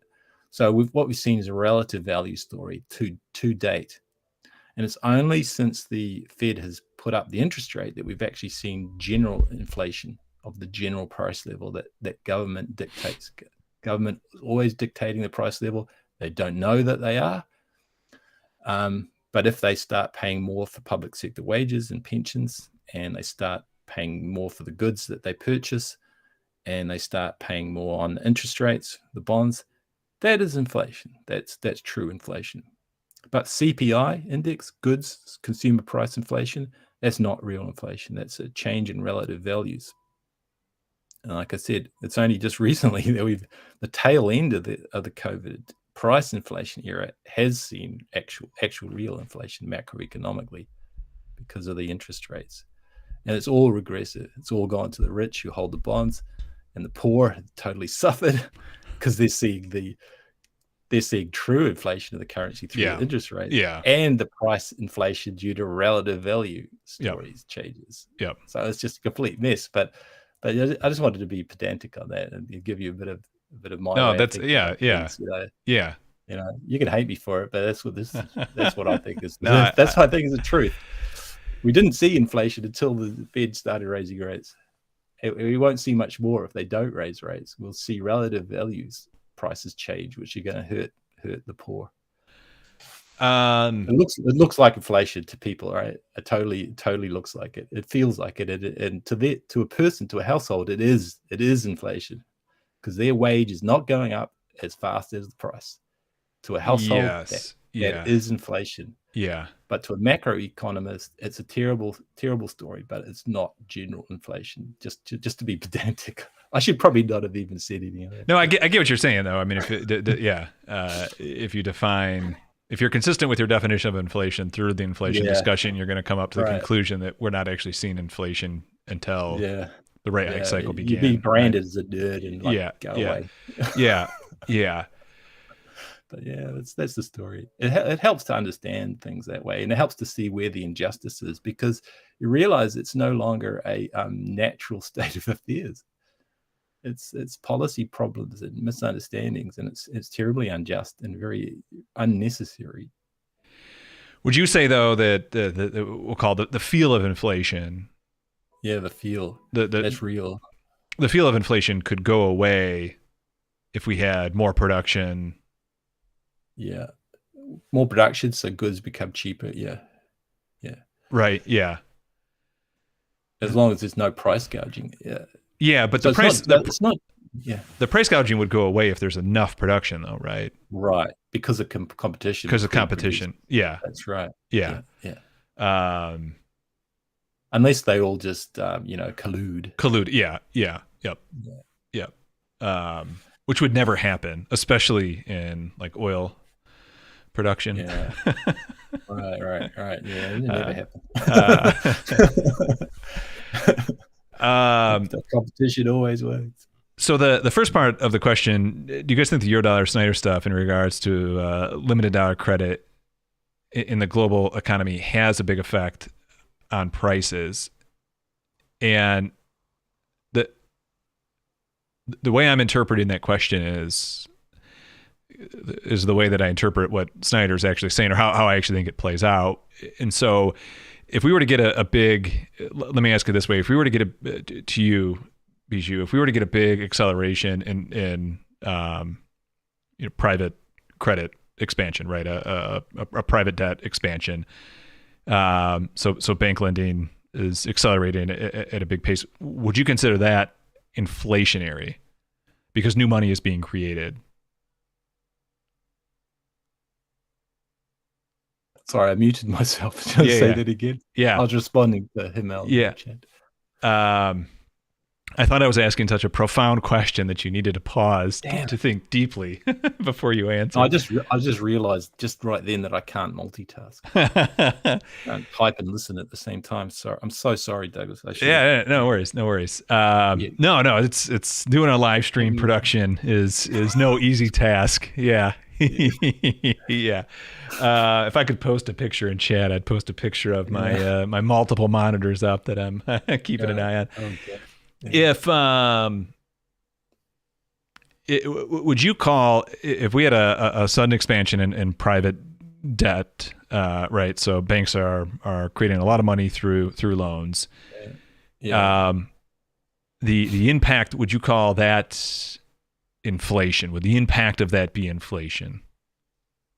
It's an inflation risk. So it doesn't directly see a change in the price level. I mean, it's a dynamical system. Steve Keen again, right? It's Yeah. the creation of the credit money, extra money supply. People know they're going to have to repay it. It doesn't matter. The purpose of the credit was to spend it. So it's going to create extra consumption. But usually those goods are already for sale, right? Because you Yeah. don't use a credit card to get goods that aren't for sale. It's not Say's law, right? Say's law doesn't work, and it doesn't work. Demand pull doesn't work if there's no supply to match it. What you can do is create a new commodity that doesn't exist. Like you say, you commission some artwork to be created because you've borrowed some money, you're going to pay for this artwork. But normally, most use of credit is to buy goods that are already for sale. So how does that change the price level? It can only change the price level if the firms see too much credit, that so many people are demanding these goods that they can't keep up with supply.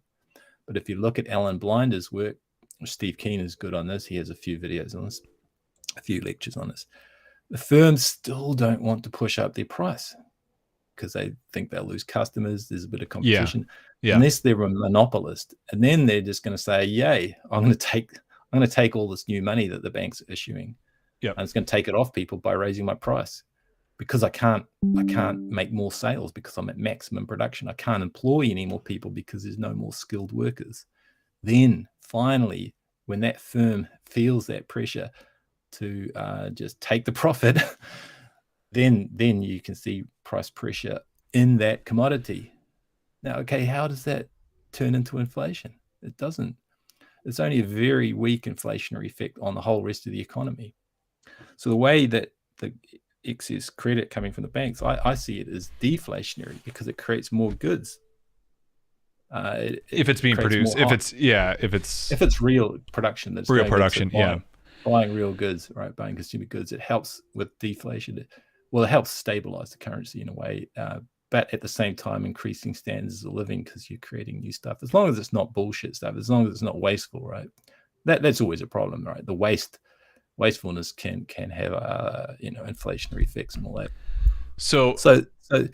But there is an inflationary story to tell there in the general price level for certain commodities like oil and energy. So if those get pushed up by demand, and then the producers say, we can take this new money that the banks are issuing, because to them they don't have to repay the bank credit, you do. So energy is a baseline, at the root of all production. You need energy, you need electricity. So if you put pressure on the energy prices, then it's almost instantly general inflation. Yeah. Let me ask this in reverse then. Does the sudden collapse of the credit cycle cause deflation? Yeah, well, that's a harder thing to think about. So it's all sorts of things because it reduces demand. It can also reduce supply. So things can tend to move back down together. So it depends on the dynamics and the obstacles and hysteresis, all the friction that exists in the economy, because the supply and the demand don't move together at the same time. So that's a story that I can't really say if you suddenly reduce credit, that it necessarily is going to affect prices. What it can affect is poverty and unemployment.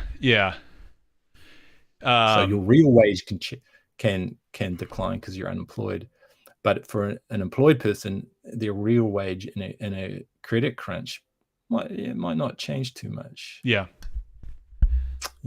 So that's a harder story to tell. I don't think there's a simplistic narrative to it. But what do you think?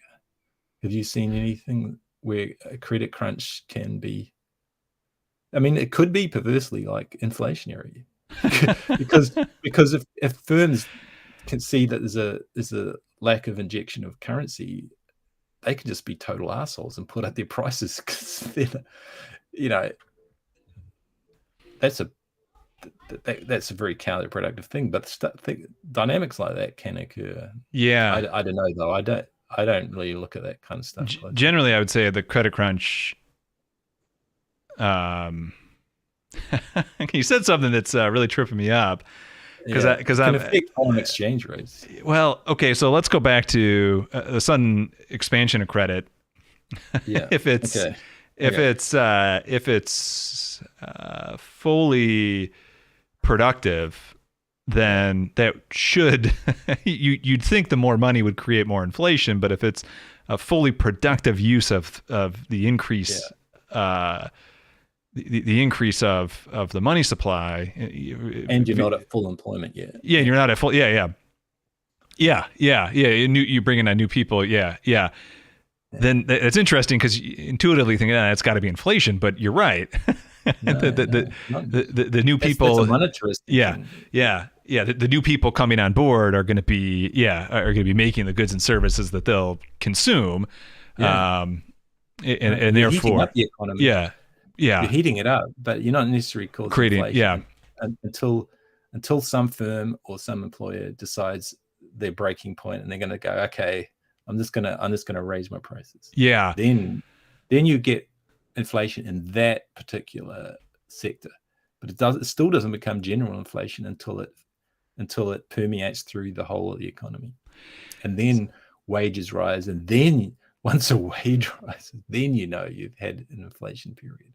So that on the That's why flip, I say during COVID, I can't see we've had inflation yet because the wages haven't risen. pushed higher, yeah, they're about to. I mean, they're about to. Wages are a major price in the economy. Yeah, It's a price of yeah. labor. So until we see wages rise, we haven't had the full inflation cycle. And maybe we won't see it. I don't know. I mean, I think we'd have to be getting pretty close because a lot of the Yeah, a lot of the adjustments for price of living inflation hit at the start of the year. So, I think it's got to, yeah. or they hit either at the fiscal year or at the start of the year. So either October 1st or January 1st. Yeah, God, which is only going to get so wide. I mean, we're going to live in the most fascinating time ever Oh, yeah. for MMT because first we had COVID and we had this massive fiscal stimulus checks to people direct, right? And now we're going to get the Fed, who we've all said doesn't really know what they're doing with this whole rate hike cycle. And they could end up getting an economy so hot that they don't know what they're going to do with it when it gets there. Wild time, man.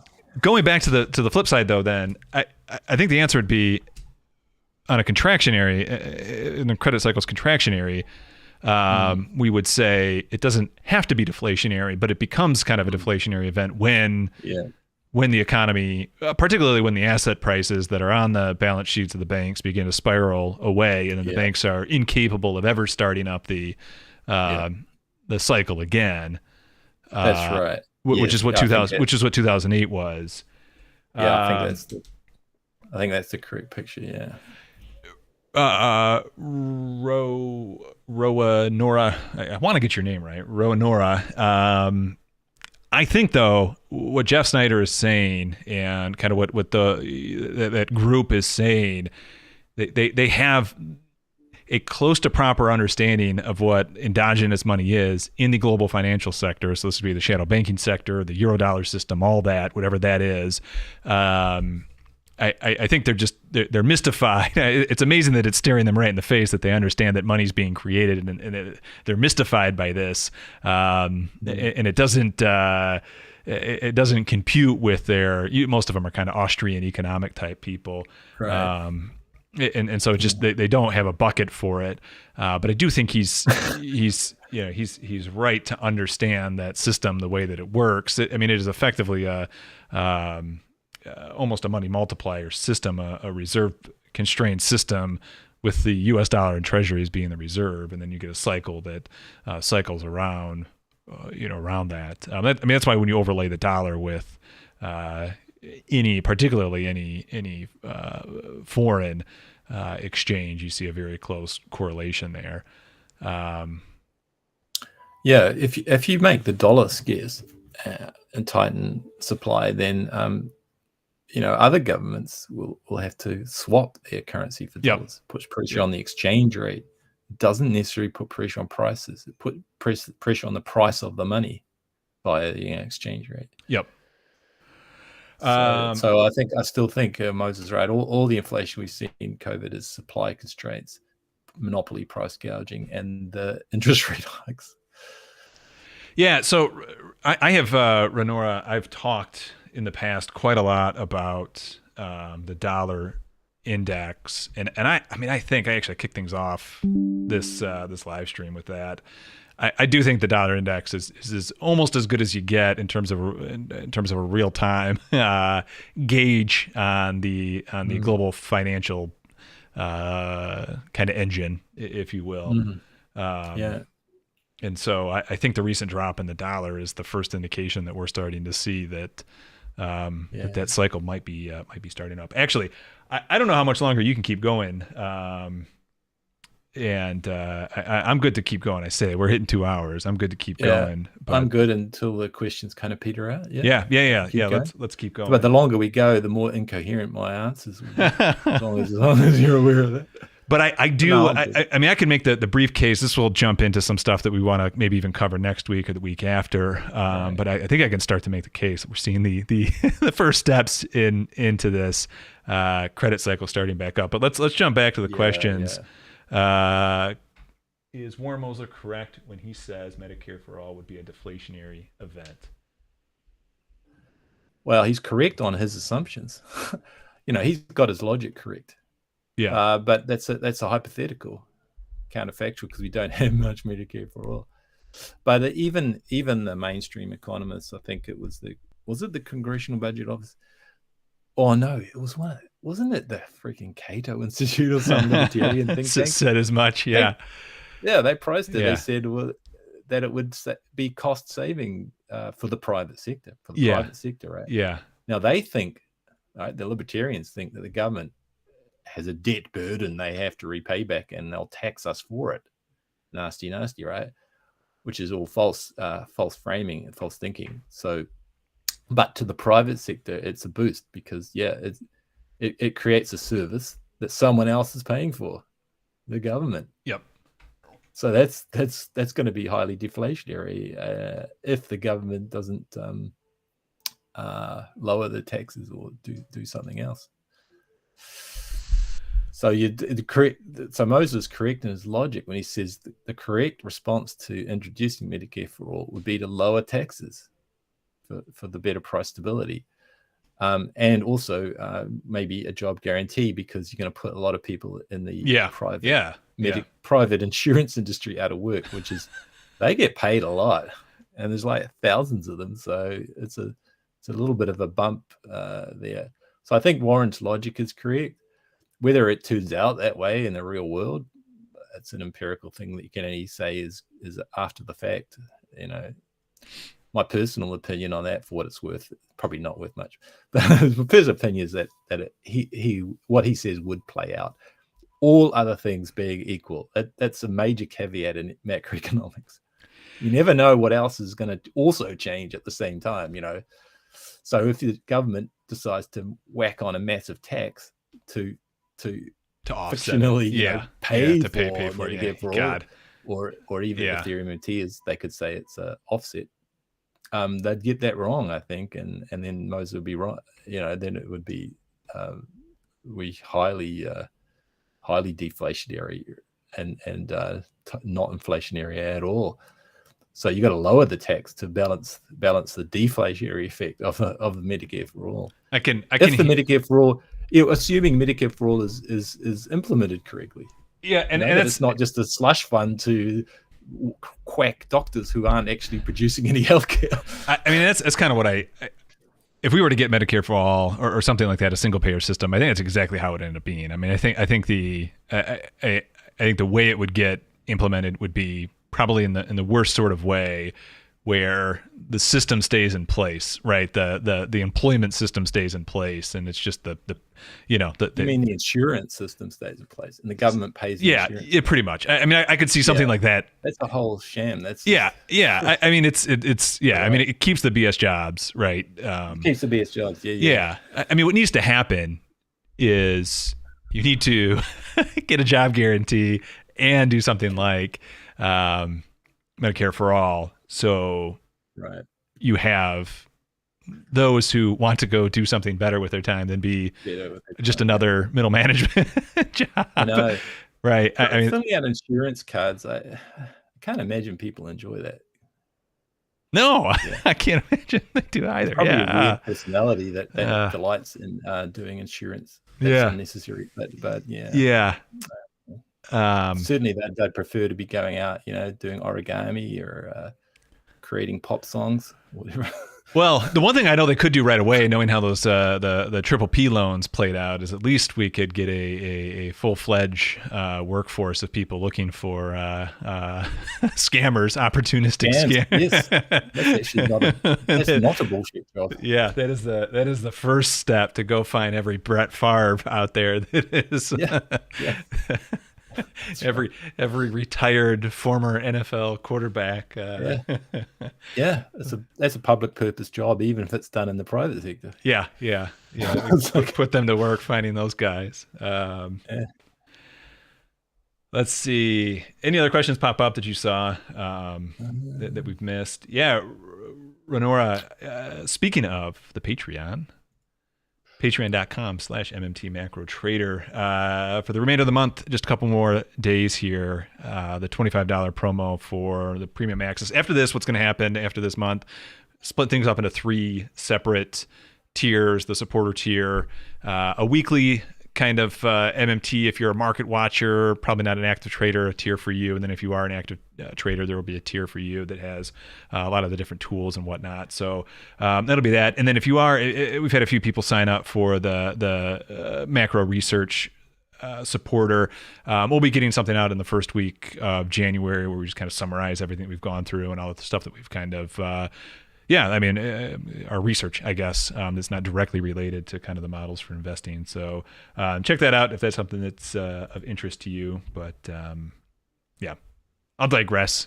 That'll be my one plug. That'll be my one plug until we go off. Yeah. What's that? Himmel in the chat has an interesting question, which I tried to respond to. Is the data there to show that the rich would have gotten this greater income are actually buying more goods and services, or are they just saving it?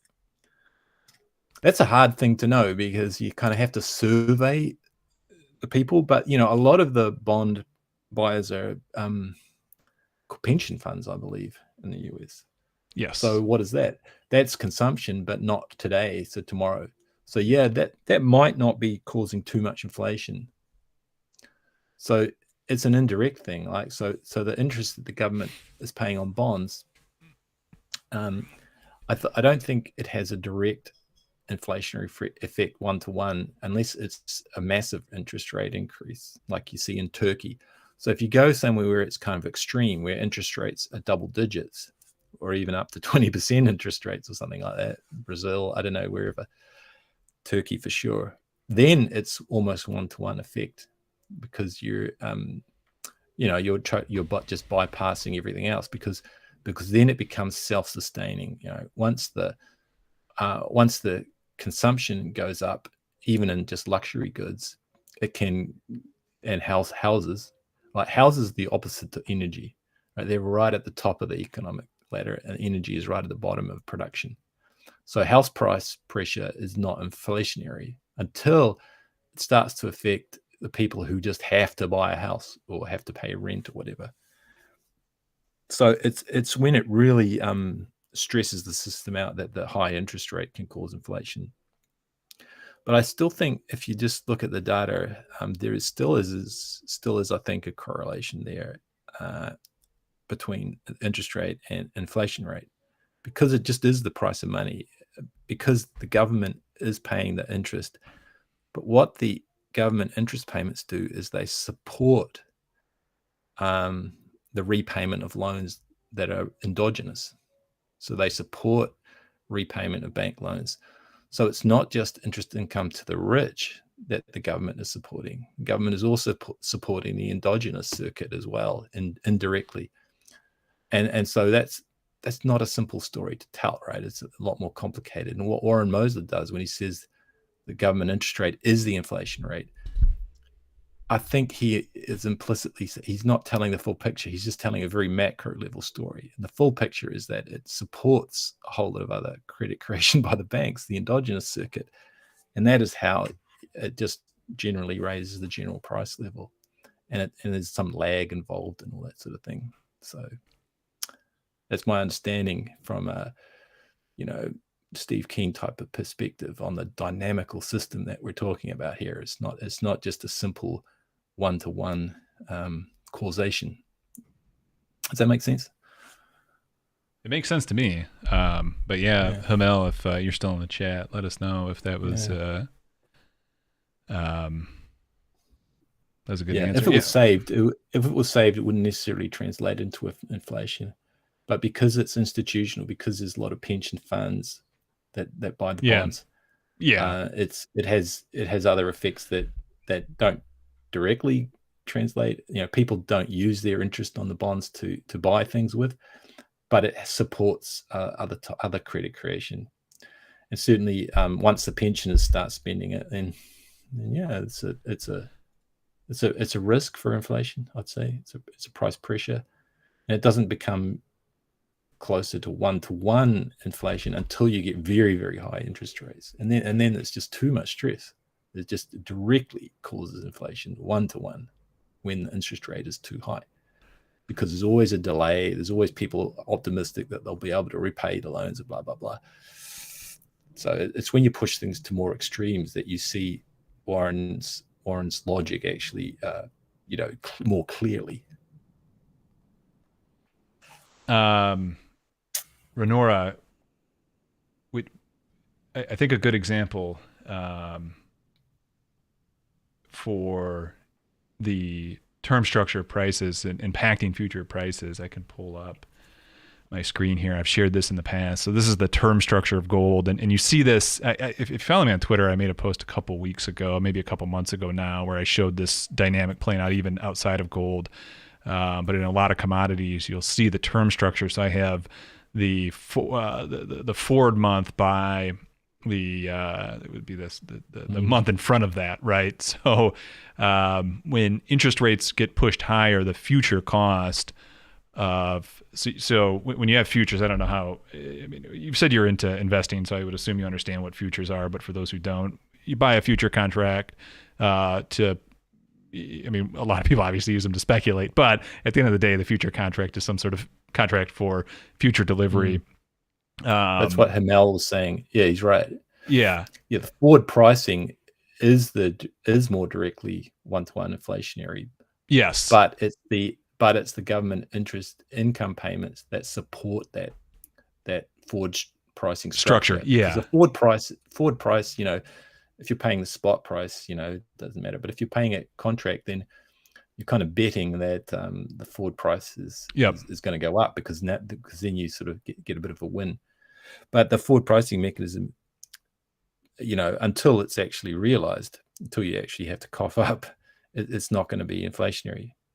But it almost always is inflationary. So yeah, I think Hamel is right because eventually people can pay the higher price, and they will pay a forward price, because they know they can whatever create profits, and it's ultimately because the government is paying that interest income. So the two, I don't think Warren should separate them. I think they go together. Interest income and the forward price, they support each other in a way.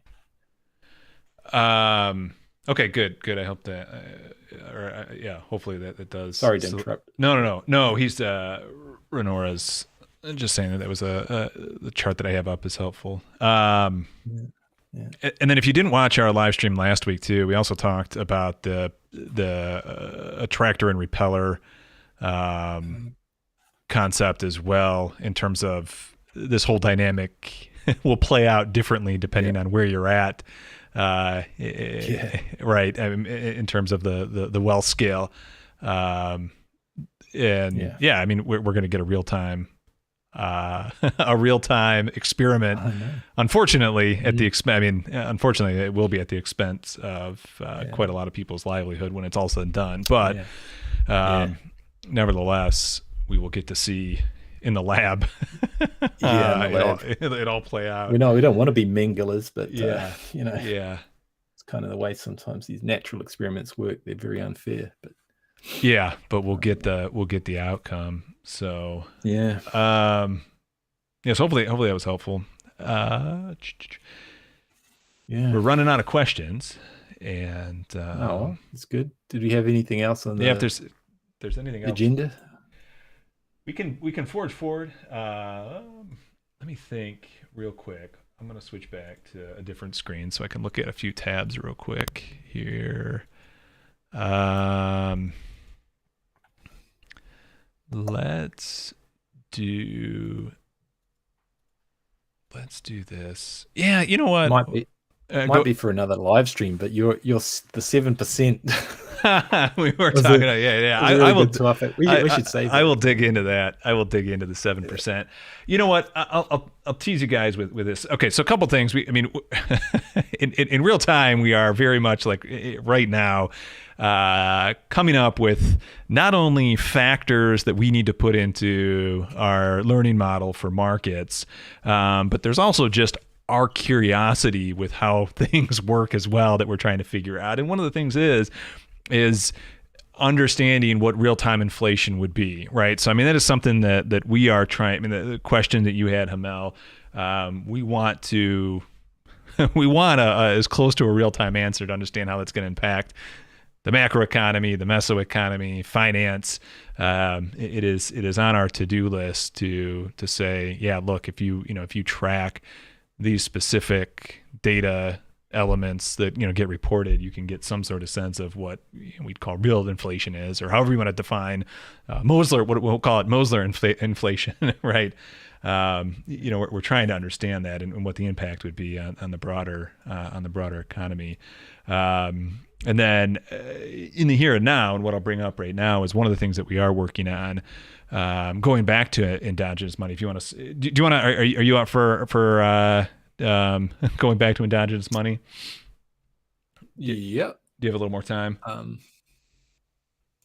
or should we hold off? Should we wait until next week? well, if you want to finish the thought there, that's fine. Yeah, what I was going to bring up is the margin debt stuff that we're looking at. Some thoughts that we have, and it's just kind of an example of some of the things that research-wise that we're working on. Yes. So causality rather than just trying to do correlation and the boring stuff. Yeah, we want to do the fun stuff. So one of the things we know, and I'll just kind of set the stage. Let me actually start here. One of the things we know and by know, I just mean that we can model this in our models, right? And the kind of the insights that we've got from Mosler, Steve Keen, et cetera. One of the things that we know is that endogenous money creation causes aggregate demand, and that this aggregate demand pushes profits of stocks, right? It drives economic growth as we'd measure it by certain measures, et cetera. And we know this, but yet when you build a learning model, just picking data that correlates like we have in front of us can really put you on a bad course for what your learning model is actually going to end up learning, right? And so that kind of sets the stage for where we're at. We think that probably just at least a cool thing right out of the gate that is fun to look at is the margin debt. And I know this says margin debt rate of change up top here. This is not. Let's see if I can change this real quick. Is margin debt, because this is one of those things where as margin debt accelerates, right, new flows are being created, or the flow is increasing, that should have an impact on equity prices. And that's one of the things I know Steve Keen has shown in the past as well in his models. And so here's the rate of change of that. So actually looking at the flow itself, and some of the things we've been working on already is, can we prove this out using the correlation tools like mutual information, the predictive power score, Granger causality, kind of a whole suite of things to say, yeah, there's a correlation here. It's causative, and we can put it into our models. So to set the stage, we'll start there. And then Bijou, if you want to kind of, take it from there. Yeah. I'm not sure what to say at the moment. Okay. I mean, it's not a trivial thing to do this kind of analysis, because I could talk a little bit about the neural networks if you like. Well, how about this? Why don't I at least Or point this out? do you want to talk about the endogenous money? Which way did you want to go with this? Whoops. We can talk either. I think actually what I can do is say, Okay. yeah, fire away. Go ahead. Oh, well, the endogenous money story is if someone pays something on their credit card or they get a mortgage or whatever, it becomes someone else's income. And that whoever's income, whoever the seller is, they don't care if it came from a bank credit. To them, it's just same as government money. It's the same denomination, and they can use it to pay their taxes. So it's just fueling the economy, and that can keep going for a long time. And if the government supports the repayment of debt by increasing its injection, by running a higher deficit, in theory, it can just go on forever. Doesn't have to cause any inflation, but it can, and that wouldn't necessarily be a bad thing in that case, because you've got a growing economy, everyone's happy, no one's in severe debt, everyone can pay off their debt. So it's just a matter of people being sensible, not taking out loans that they can't afford to repay, or they can do bankruptcy, whatever. It can go on forever, right? And with inflation, if you want the inflation in that case is a good thing, because it limits the purchasing power of hoarded wealth.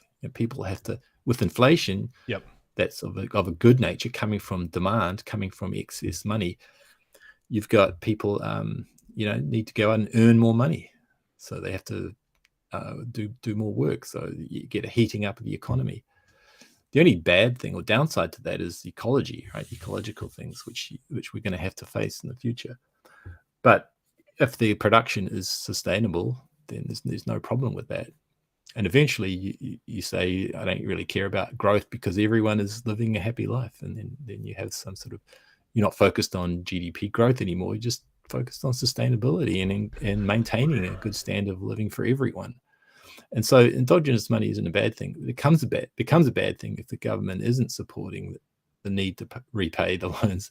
And then you get a Minsky crisis. So you get like people just, seeing prices go up. They want to get more money. They don't want to work for it. So they want to speculate, and they create Ponzi schemes and all that craziness.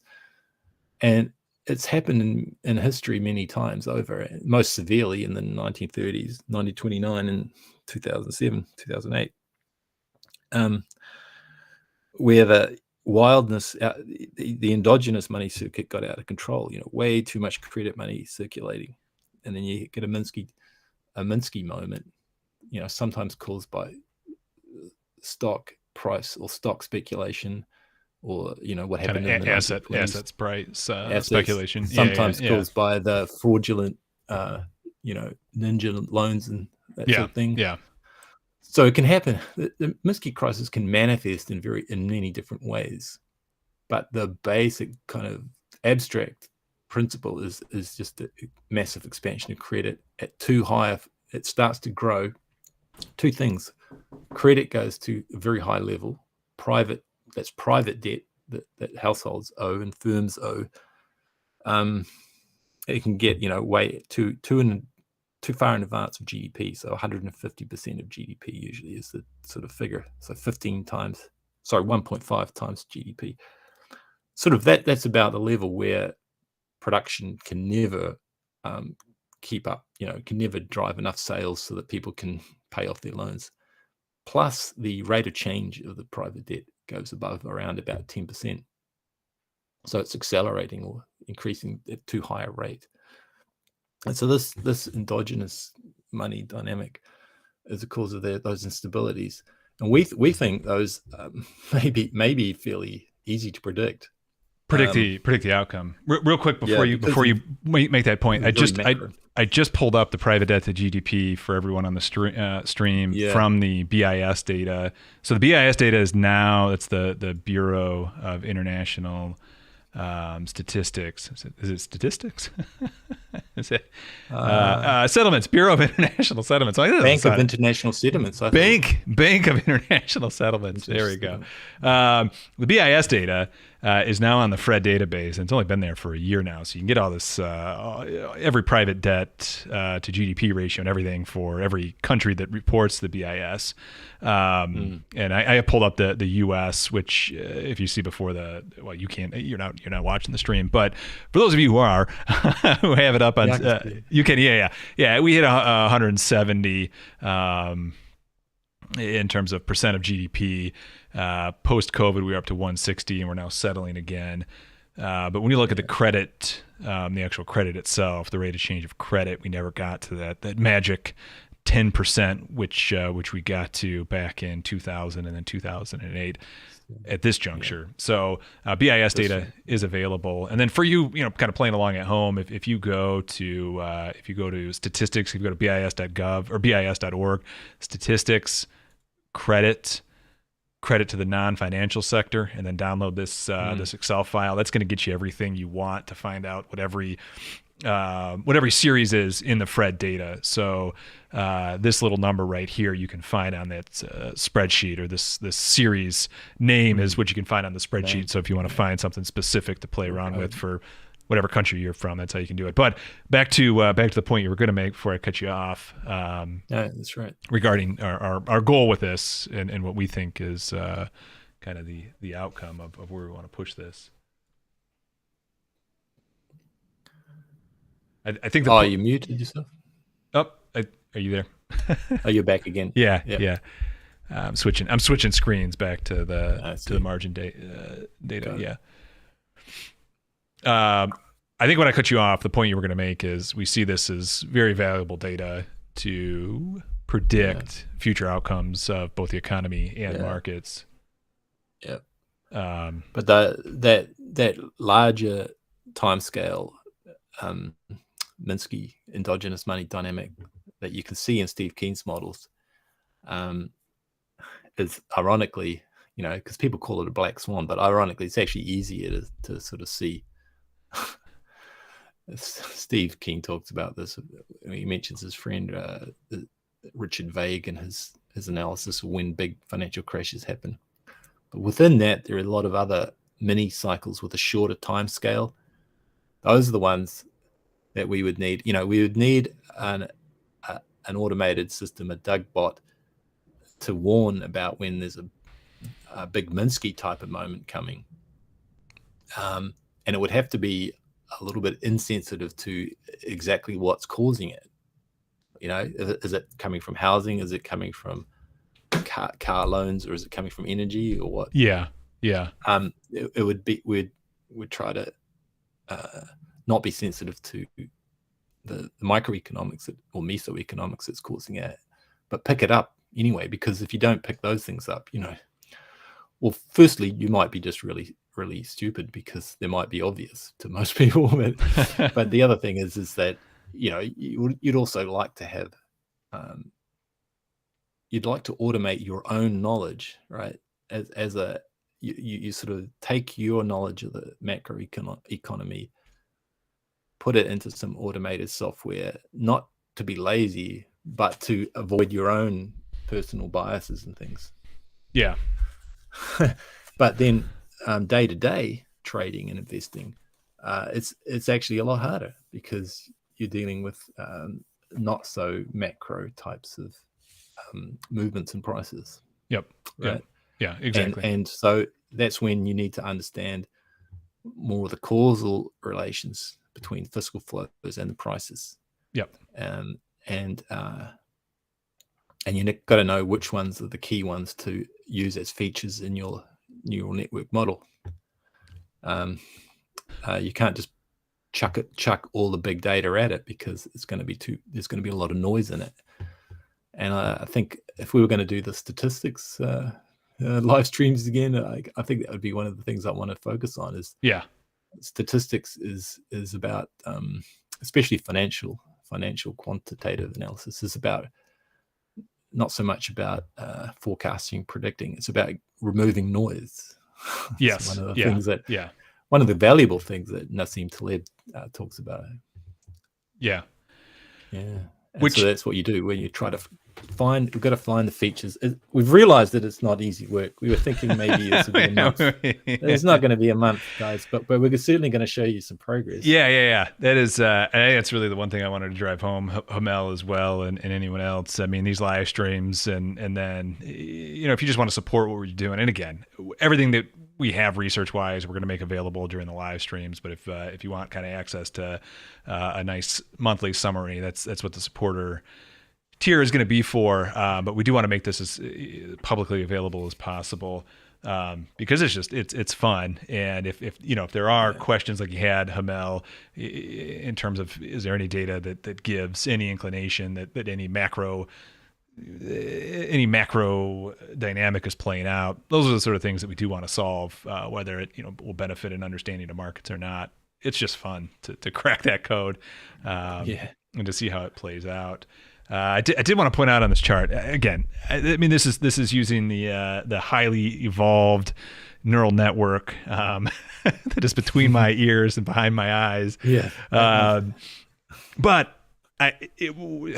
when I see the dollar drop again, we've seen the dollar push higher for 18 months plus, very sudden drop. When we see, again, and this will be a few more weeks if we see this, but or a few more months really for the margin data. When it starts to turn in terms of the rate of change, to me, that is the cycle starting up again, right? And so for markets as a whole, I think we're getting very close to kind of that next credit cycle.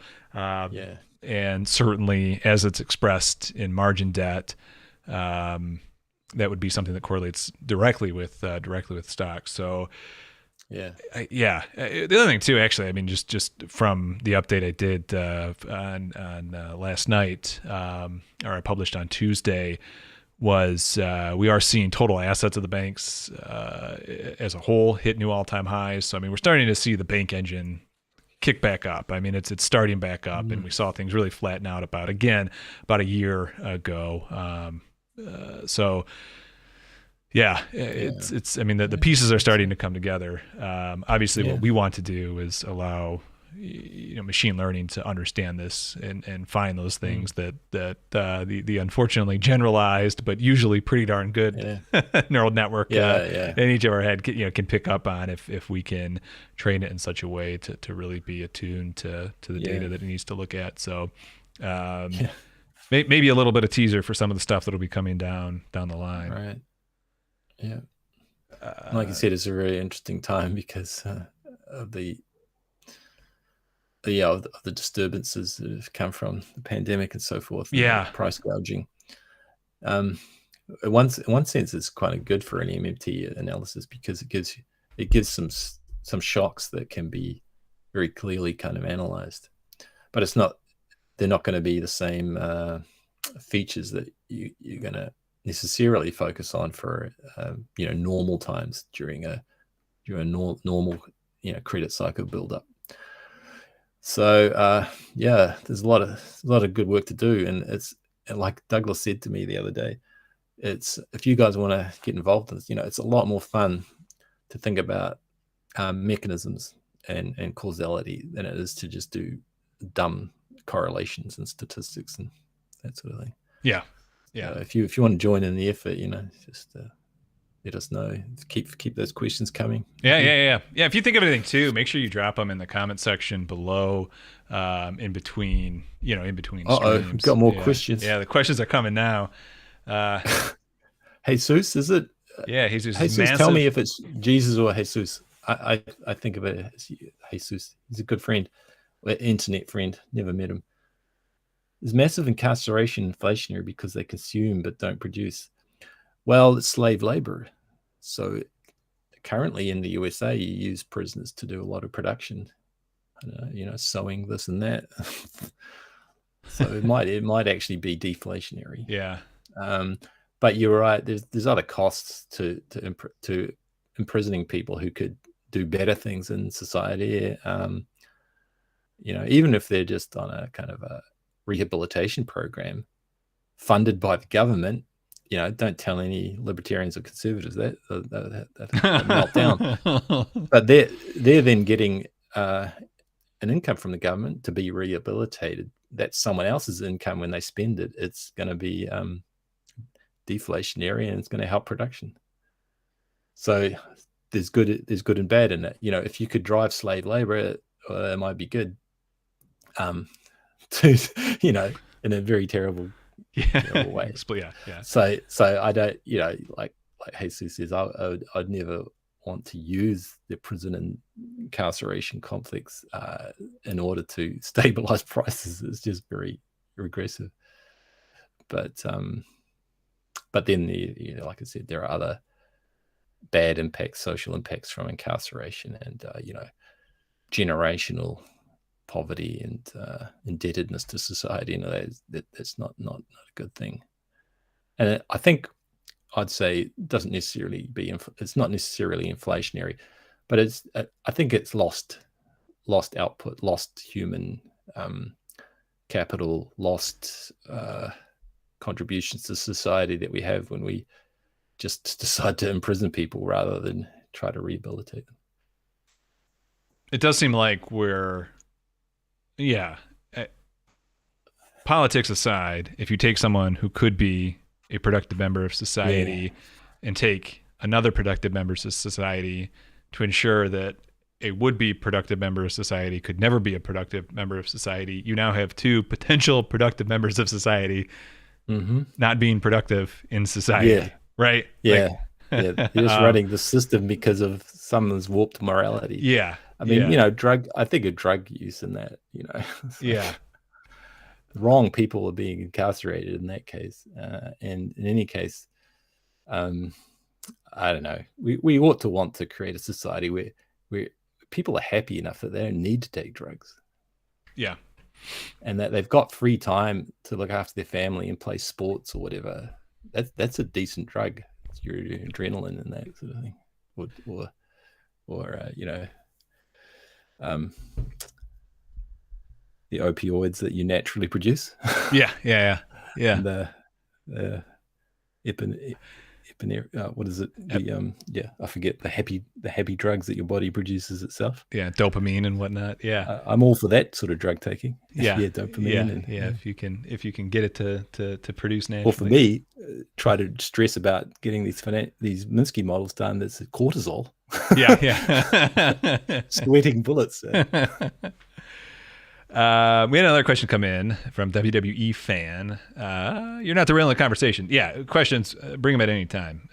This has been, in terms of watch time and all that stuff, I think the second most popular live stream we've done so far for keeping concurrent videos. And the only one more popular was the one that got plugged by Warren Mosler himself ahead of time. So these questions are really driving engagement. So I'm happy for you to derail any conversation we're having, any discussion we're having. What are your thoughts about rising interest rate effects on developing countries? Good question. I think we're about to find. We're going to find out. Bijou, I mean, I can let you. I have my thoughts on this from a market financial standpoint. Okay. I have a macro standpoint. Yeah. Go for it first, then I'll jump in. So macro, I would say it can be a really seriously bad effect on developing countries if they don't understand MMT. 1, 2. If they don't understand MMT and they peg their currency to the dollar, or if they use any fixed exchange rate, then it could be a serious problem. But what Fidel Kabub and that, I think he gets, well, not wrong, but I'd like to talk with him sometime. I know I'm only a sort of a nobody kind of tech geek here, but mathematics geek, but I don't think the problem is as severe as developmental economists make out, because if you understand MMT, you got a fiat currency, floating exchange rate, then you can tolerate any pass-through inflation that you like, and I'm serious about that. Any inflation you care to take on. So if the prices rise because the US interest rate or euro interest rate is rising, and that affects your input prices, I'd say not a problem. You raise your minimum wage, you increase the wage of your job guarantee. You first of all run a job guarantee. You have to have that. And then your lowest paid workers can afford all of the imports that your exports can pay for. And if your exports can't pay for them, you can still afford the imports if you're prepared to tolerate even more inflation coming through. So it's probably not a good idea politically to do that, because you get voted out of office. You don't want to become a Mugabe or a Chavez. But so if you still produce enough exports and they help keep the exchange rate fairly stable, so you can afford the imports, and if the nominal price goes up because some other country is hiking its interest rates, you regauge your currency. So you increase your pensions, your minimum wage, your job guarantee wage. So all you're doing there is not really inflation. You're just regauging the currency. You're saying, hey, those guys are increasing their interest rates. We don't have to increase our interest rates. We don't have to give our money to the rich or to people who already have money, as Moses says. We can give it to the lowest wage workers, and so they can afford the imports. And then if they can afford the imports, so can the middle class, so can the upper class. So it's a currency regauging story, not a true inflationary story in the sense that it's the real economy that's going to suffer. So you don't want your real economy to suffer. You want to keep producing. You don't want to put anyone out of work, because that's then your real economy suffering. Your real wage is going down. So you don't want that to happen. You want your nominal wage to increase, and you don't mind nominal inflation. Nominal inflation is not real inflation. So that's the very macro level picture. It only affects a developing country if the government lets it. If the developing country government lets it affect it, which of course they do, because they don't. That's going to be the system. That's where I'm going to jump in and tell you the unfortunate reality is they're going to, as you said, the two big things that you need to understand is that the government understands MMT and understands what it is to be a currency issuer. And the second thing is that they don't peg their currency to the dollar or have some sort of currency reserve system, a reserve-backed currency. Unfortunately, the vast majority of the developing world has exactly that system in place. And they're getting trained by the Chicago schools. The unfortunate reality is that the policymakers and the bureaucrats who are helping developing countries, quote unquote, helping developing countries get a developed banking system, are doing it in a way where they are going to get entirely dependent on the Eurodollar system. That's right. And the Eurodollar system. You have to understand the real politic. Yeah. So as an activist, you can't ignore that stuff. And so so it's kind of, you could say it's irresponsible of me to say all this stuff that it doesn't need to affect the developing countries. But the real politic is that it does, right? Because what Douglas says, they don't understand. Yeah. Instead of going to Warren Mosler and Warren Mosler saying, look, what you need to do is make sure every person in your country is employed and that you're at full capacity for employment, and that output is as high as it can be, and use the monopoly you have as a government to drive your economy. Instead of going to him and learning that story, they're going to the IMF or some other think tank and learning that what they really need to do is go put all their money in some bank in London as deposits. So that's the advice. That's the advice. Is any dollar you get in via exports, you need to go stick in a financial institution and make 7% a year for the rest of your life. Or something. I mean, it's tragic, but tragic. It's tragedy. And the other real politic is that there are a few leaders around the world who reject that IMF advice and austerity. What happens to them? They get cooed, they get overthrown. That's the real politic. MMT isn't going to help solve that. MMT will help you understand that kind of thing, but and it will tell you how to stop it if you've got a good army. If you can avoid the CIA hitmen and all that sort of thing. It's just not CIA. I'm sure they've done. They're extreme case. That's all true. But you only need the IMF in a way to propagate all this mythology about money, and that turns into a real serious tragedy for these developing countries. tragedy. So the answer Some more good is, questions there. yeah, the answer is the higher interest rate doesn't have to affect emerging, Doesn't have developing, to, but it absolutely does because of the it absolutely way does. because of the way things are That's right. structured. Totally. And that is the absolute tragedy of the whole thing. Yeah. It's a tragedy for everybody because I mean the entire world's production and just the entire world enjoyment in life that we get out of this could increase, and it doesn't have to the wealthy countries don't have to give up some of their luxuries for everyone to be in full production and I'll digress, but no, that's a fair point. Derailing some more, but Derailings. Isn't the hottest form of endogenous money right now in cryptocurrencies? I mean, no, not anymore, unfortunately for them, right? Cryptocurrencies are misnamed because they're not a promise to redeem, so they're not money. So they're not even endogenous money. Okay, so if someone stood up and said, I promise to redeem one crypto coin for a bottle of water, guaranteed pure, or New Zealand spring water, whatever, then they're promising to redeem. Then it becomes a money system. It becomes an IOU of the issuer. But otherwise, it's not endogenous money. It's a just, what it is. It's a prize for solving a math problem that some people seem to want. And if there's demand for it in the black market trading and all that, then cryptocurrencies can exist forever. But they're not money.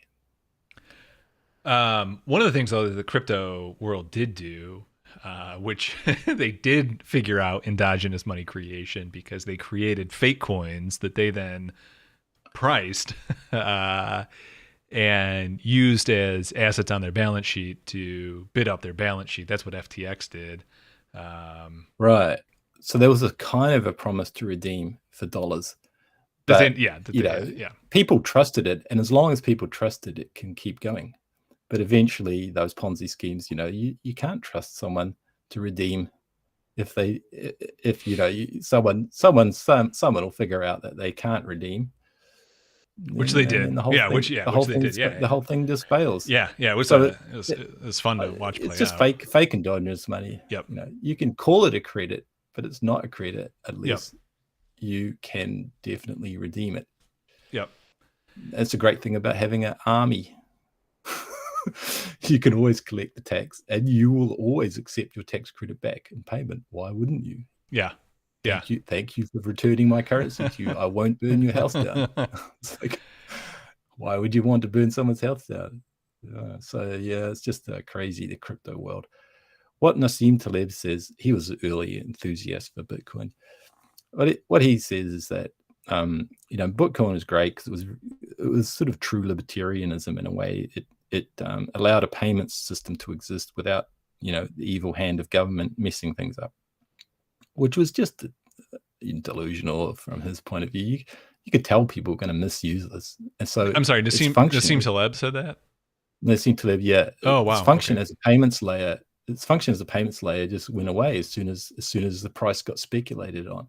Yeah. If they could somehow make the software so that one Bitcoin always equals $1, then that is stable, and then it's not really a promise of redemption because the government will always redeem, and you'll always, as long as you can exchange your Bitcoin for $1, one for one, then it becomes encrypted payments layer, and then it's fine. But it's not it's just a substitute for the dollar that allows a private payments layer to exist. So they completely stuffed it up, and Taleb was really angry about that, right? Because he wants no government, kind of. He wants us to all figure out a nice society for ourselves where we obey the non-violence or non-aggression principle, blah blah blah. So he's a true libertarian, but it's still nuts because you can't. You got to have some society implies some sort of cohesion, and however we do that, you need whatever that system of cohesion it is. It's a government, even if it's private. Well, it becomes a government. So he was really mad about that, and you can read the Bitcoin black paper where he says if the price is not stable or it's not just by the software itself, a fixed price, then you get these Ponzi dynamics, or what he calls a absorbing barrier, where the price falls to zero. So the fair price for Bitcoin is zero. So Taleb came at that from a different point of view, from a sort of pricing theory point of view, to MMT guy, Eric Tamoin. But they both reached the same conclusion independently and using different systems. So it's not a game theory thing, Bitcoin. It's a Ponzi scheme, first of all, with an absorbing barrier, and the fair price is zero because no one promises to redeem it. Down the line, yeah. I will say one of the only things that I've heard in terms of, I don't know what to call it, a positive, a step in the right direction is Bitcoin has going for, I don't even want to say anything positive about Bitcoin at all. One of the problems with the banking system as we have it right now is that it does just facilitate the intermediation of basic payments, right? So if I want to buy, something from you without the creation of money, I do it through the same system that also facilitates the creation of new loans, right? Right. And that's a problem, because when crap hits the fan in a financial cycle, we don't want the ability to just to pay the water bill to get clogged up, right? Because the broader financial system's collapsing, and so some sort of pass through for just basic payment system, a system like that should be created that's separate from the normal banking system. But there's Rowan Gray and those modern money network people are talking about central bank digital currency. So it would be encrypted, so it'd be anonymous. Okay. I think his idea is what you do is to solve the privacy issues, you open source it. Right? So I saw you talking to him on Twitter. I didn't know if I was fully tracking, but yeah. I don't usually follow up on Twitter, but yeah, sometimes he blasts me, he burns me for a few comments I make. But yeah, I think I think Rowan's mostly correct, right? So yeah, okay. A lot of people don't like the idea of central bank digital currency wallets and all that, but if you open source the software, I don't think it's a problem, right? And it's no different to GNU Taylor, which is the GNU software, free software people have a system where the buyer is anonymous, but the seller isn't. So they can't evade, taxes or whatever. Yeah. Or they can't. Basically, you avoid selling illegal things, right? Yep. So with a central bank digital currency, that both buyer and seller are anonymous. Rowan would say that's better because then people who are engaged in like things that I don't know, conservatives or religious nutters would disagree with. I think he said like sex work or whatever. Yeah. Sex workers and abortion clinics who get bombed if they want to be anonymous. So I think he's right in that, at least for the USA. And and in New Zealand you don't need that because we don't attack our sex workers or drug users or anything. But I can see in USA there's a case for that. Yeah. But even then, GNU Taylor, you just change the software to make it so that the seller is also anonymous if they apply. So you still have to have some government that's protecting these workers who are precarious. Yeah. Yeah. And so it's still going to be some form of government, even if it's not government, even if it's like the private sector protecting itself. Well, that's government. Yep. Yep. Yeah. You can call it what you like. Yeah. We don't have to vote for it. I prefer voting for governments, but it's worked out. Maybe other people don't. I don't know. You come together as a little village, vote for a council, or just have a council. It's the same kind of thing at a local level. But anyway, you got other questions here? I think WW fan. Yeah, I was right. Hyperinflation is a tricky thing because what I would point you to is if you can find on the who are they? The people in the UK. I forget the name of them. Sorry, but Warren Moser and Armstrong, Phil Armstrong, wrote a paper on Weimar Germany. It's really revealing or enlightening. The Weimar public was not a hyperinflationary story. It was because of the war reparations. They had to pay the German and French. The Germans had to pay the French and the Allies in gold, and they didn't have gold. And then the French came in and disrupted their whole industry in the Ruhr Valley region. And the Germans were under this international obligation to pay the war debt. So they couldn't do it. They didn't have gold. They didn't have gold mines to get the gold. So they just had to inflate their currency, and a hyperinflation story. So it's a really good explanation of how hyperinflation can happen. But when you have like interest rate rises affecting a developing country, it's not hyperinflation, because there's no mechanism for the price level to continually increase. It's very hard to get hyperinflation. Yep. Very, very difficult to continually increase the price level. Think about what that means. And printing money in quotes, is the effect of the hyperinflation, not the cause.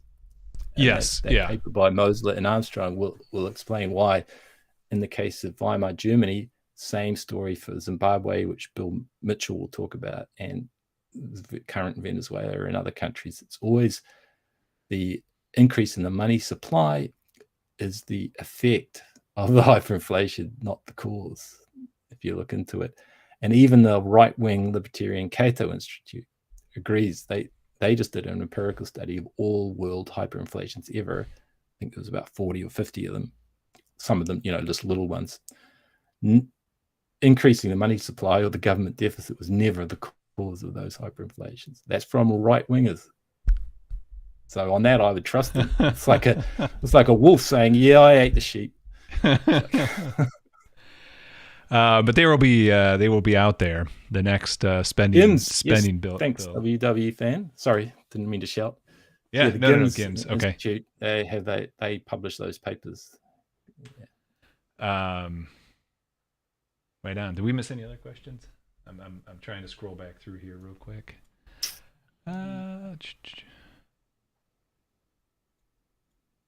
I like this idea of beyond binary thinking, modernizing monetary theory. Sam Kangaloo sounds like a barrel of fun. And yeah, One Dime. He's a sort of a lefty YouTuber. So yeah, if you're on that side of the aisle, that would be a good one. Thanks, Jesus. Right on, Josh. Thanks for showing up. Yeah. We are almost 3 hours in. This has been a blast. Oh well, I think we should probably, unless there are new questions. Yeah. So if there are no new there are no new questions in the next few minutes here, we're going to go ahead and wrap up. As I just if I make my pleas at the end here to like, subscribe, turn the notification bell on as well. This has been a lot of fun tonight. Our goal is to do these once a week. So in all, fire away, man. Absolutely, Josh, fire away. We will definitely answer. But if you do have questions in the week, comment section below, best place to put it, and we can certainly use those. I'll plug myself too. Yeah. Okay, so if you've got any questions on quantum mechanics, artificial consciousness, AI, all that stuff, you could bring them up. Bring them up. God, you don't know how tempting it is for me to completely derail the MMT macro stuff. Go for another 3 hours. Yeah, because Bijou knows I love him and I disagree on consciousness. I believe you call me what's what's the exact phrase? I don't know, man. I could be worse. Some like a dumbass materialist. A dumbass materialist. Yeah, when it comes to philosophy and what have you. We've had those discussions in the past, and if anyone has any questions on consciousness, you gotta realize Bijou's PhD is in physics, and your study is, the stuff you've put the most time into dives into reality at the smallest scale, right? So when we debate this sort of stuff, I'm literally debating against a guy who has what seems to be one of the deepest knowledge sets to have when it comes to understanding where philosophy meets with with the world that we Yeah. experience around. And I've just listened to a few TED Talks. So Right. if you and I have this debate on live stream, I'm going to look like an amateur. But yeah, you could maybe get me to go down that But rabbit trail. I'm one of the nice Platonists, spiritual people, because I understand where materialists come from, and yeah. I love physicalists and materialists, because otherwise, I said to Douglas, things would be very boring if we didn't have people we could disagree with, and people who come at materialism and physicalism from a science perspective, for that sort of background, not just ideological, but they sort of trust science. They sort of have a view of the world as mechanistic, even if it's not Newtonian. It's Dirac, Schrodingerian. I respect those views, and I know where they came from. I know all of that physics deeply, so it's always really interesting, and I love that. I love to be able to push back on them. So I'll get on a channel that talks about this stuff, fire some comments away, and then leave, because I also don't like getting heat for it. It stresses me when people get angry at me, like, you stupid guy. Yeah, there's only physics. There's nothing else. I'm like, oh, and it's so impoverished. But anyway, that's good stuff. And I noticed someone else. Yeah, we have one other question about. We got our last question. Wondering if we have any thoughts on the Canadian economy with the recent rate hikes, how it's going to play out. I'm trying to explain to your father ways of understanding it. Trying to explain it to my family. It just isn't easy to say Trudeau printed too much money. Yeah, I haven't looked too much into the Canadian economy and what they're doing specifically. I mean, I know they had yeah. Go ahead, fire away. Yeah, you're good. Oh, if they had rate hikes, then they haven't been printing money. They've been promising to pay, and the government always holds to its promise, unless you're Iran or Russia. Recently. Yeah. U.S. government, that is. Canadian government probably hasn't ever defaulted on payments, so they'll keep paying, and it adds to the money supply, but it's an effect, not a cause. Right? So the rate hike and the extra interest income and the forward pricing, it's not the cause of all the price inflation. It's more an effect. The central bank is a reaction function to the economy, and they just get it backwards, right? So they're exacerbating it by adding the extra supply. So that's not a bad idea, because if you got price gouges, you do want people to be able to afford the same goods that they were able to afford before on the same wage and using the same labor. You want them to, but you shouldn't want to hand out the money to people who already have money. You should want to hand out. Yeah. Trudeau should want to increment the bank accounts of people who don't have enough money to make it fair. People who are working, and people who aren't working, who want to work, he should provide a job guarantee. So as far as what's causing the price, the individual sector prices pressures, like the groceries, well, obviously the gas at the petrol pump is simple to explain. It's just OPEC. It's not the government. Right? The government didn't tell OPEC to raise its prices. OPEC told itself to raise the prices. Okay, but that's a high level. Do you have anything that you know? Because I'm not familiar with the Canadian politics. Yeah, I was thinking let's do this, Josh. Why don't you? Because I think a good way for us to engage with it would be to kind of anticipate what a counter argument from your family would be, right? And if you can kind of give us that example, maybe drop it in the comment section after the live stream's over, and then we can also get a little caught up, get up to date with what's actually going on in Canada. Despite being just miles away from Canada, I'm not terribly aware of what they've been up to recently. And then maybe we can have a slightly more thoughtful response. Just because you have more money in your wallet doesn't make the grocery store add to its price. They have to get a Sharpie pen out, or a computer printer out to actually raise the price. Yeah, they don't look at your wallet. Oh, there's more Trudeau has, issued more money, government deficit rise. Okay, we can raise our prices. People understood what government stimulus means, and so they know there's now more money in the economy that people can afford to buy a price. So that's how price gouging comes about. They won't price gouge if there was no stimulus. So in that sense, it's true, but that Trudeau is supporting the inflation, but it's not causing the inflation. It's the effect. Yeah. Makes sense. I don't know if your family are going to understand it, because you have to look at the time series, and you have to look at the lags, and you have to show them the graphs. And people often their brain shuts down when you show them a graph. My guess, Josh, is probably the way that it plays out is that the worry is the argument is that Trudeau's caused the inflation. The next guy coming in says he's going to do everything the opposite of what Trudeau did. Therefore, the inflation will go away. Austerity or whatever, right? And I think I saw the video that made the rounds a couple weeks ago on Twitter of I forget the guy's name, who's running for prime minister to replace Trudeau, who's what in America we call it conservative.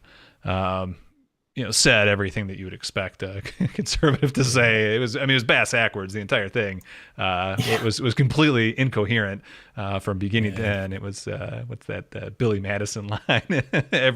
Everything you just said made us. We're all dumber now from listening to you for the last 4 minutes. It was one of those moments. So I did see that. So that would be my guess. To explain how the interest rate being high doesn't combat the concentrated market causing price gouging. Yeah, that is true. Good. Yeah, that's an agreement, not a question. So yeah, we're good to go. Leave on a high now, are we? Yeah. Yeah. No, you're absolutely right. The rate hikes are definitely not pushing against inflation in any way. We know for certain at this point the rate hikes are not stopping inflation. They are supporting the inflation. So yeah. Thanks, Amel. Appreciate it. Thanks for hanging out. And hopefully in the next week or two we can have some fun stuff to show, the good stuff. So we're 3 hours in. I don't see any other questions, and we've already had a few people take off. So I think I will wrap things up, Bijou, unless you have anything else to add. Okay. Go. Pushed. Yeah. Okay. Same here. 3 hours. I'm going to wrap things up. Thank you everyone for watching. We'll be back next week. So same time, same place, that sort of thing. And we'll catch everyone then. So until next time, good trading everyone. And we'll talk to you then. Bye-bye. Bye-bye.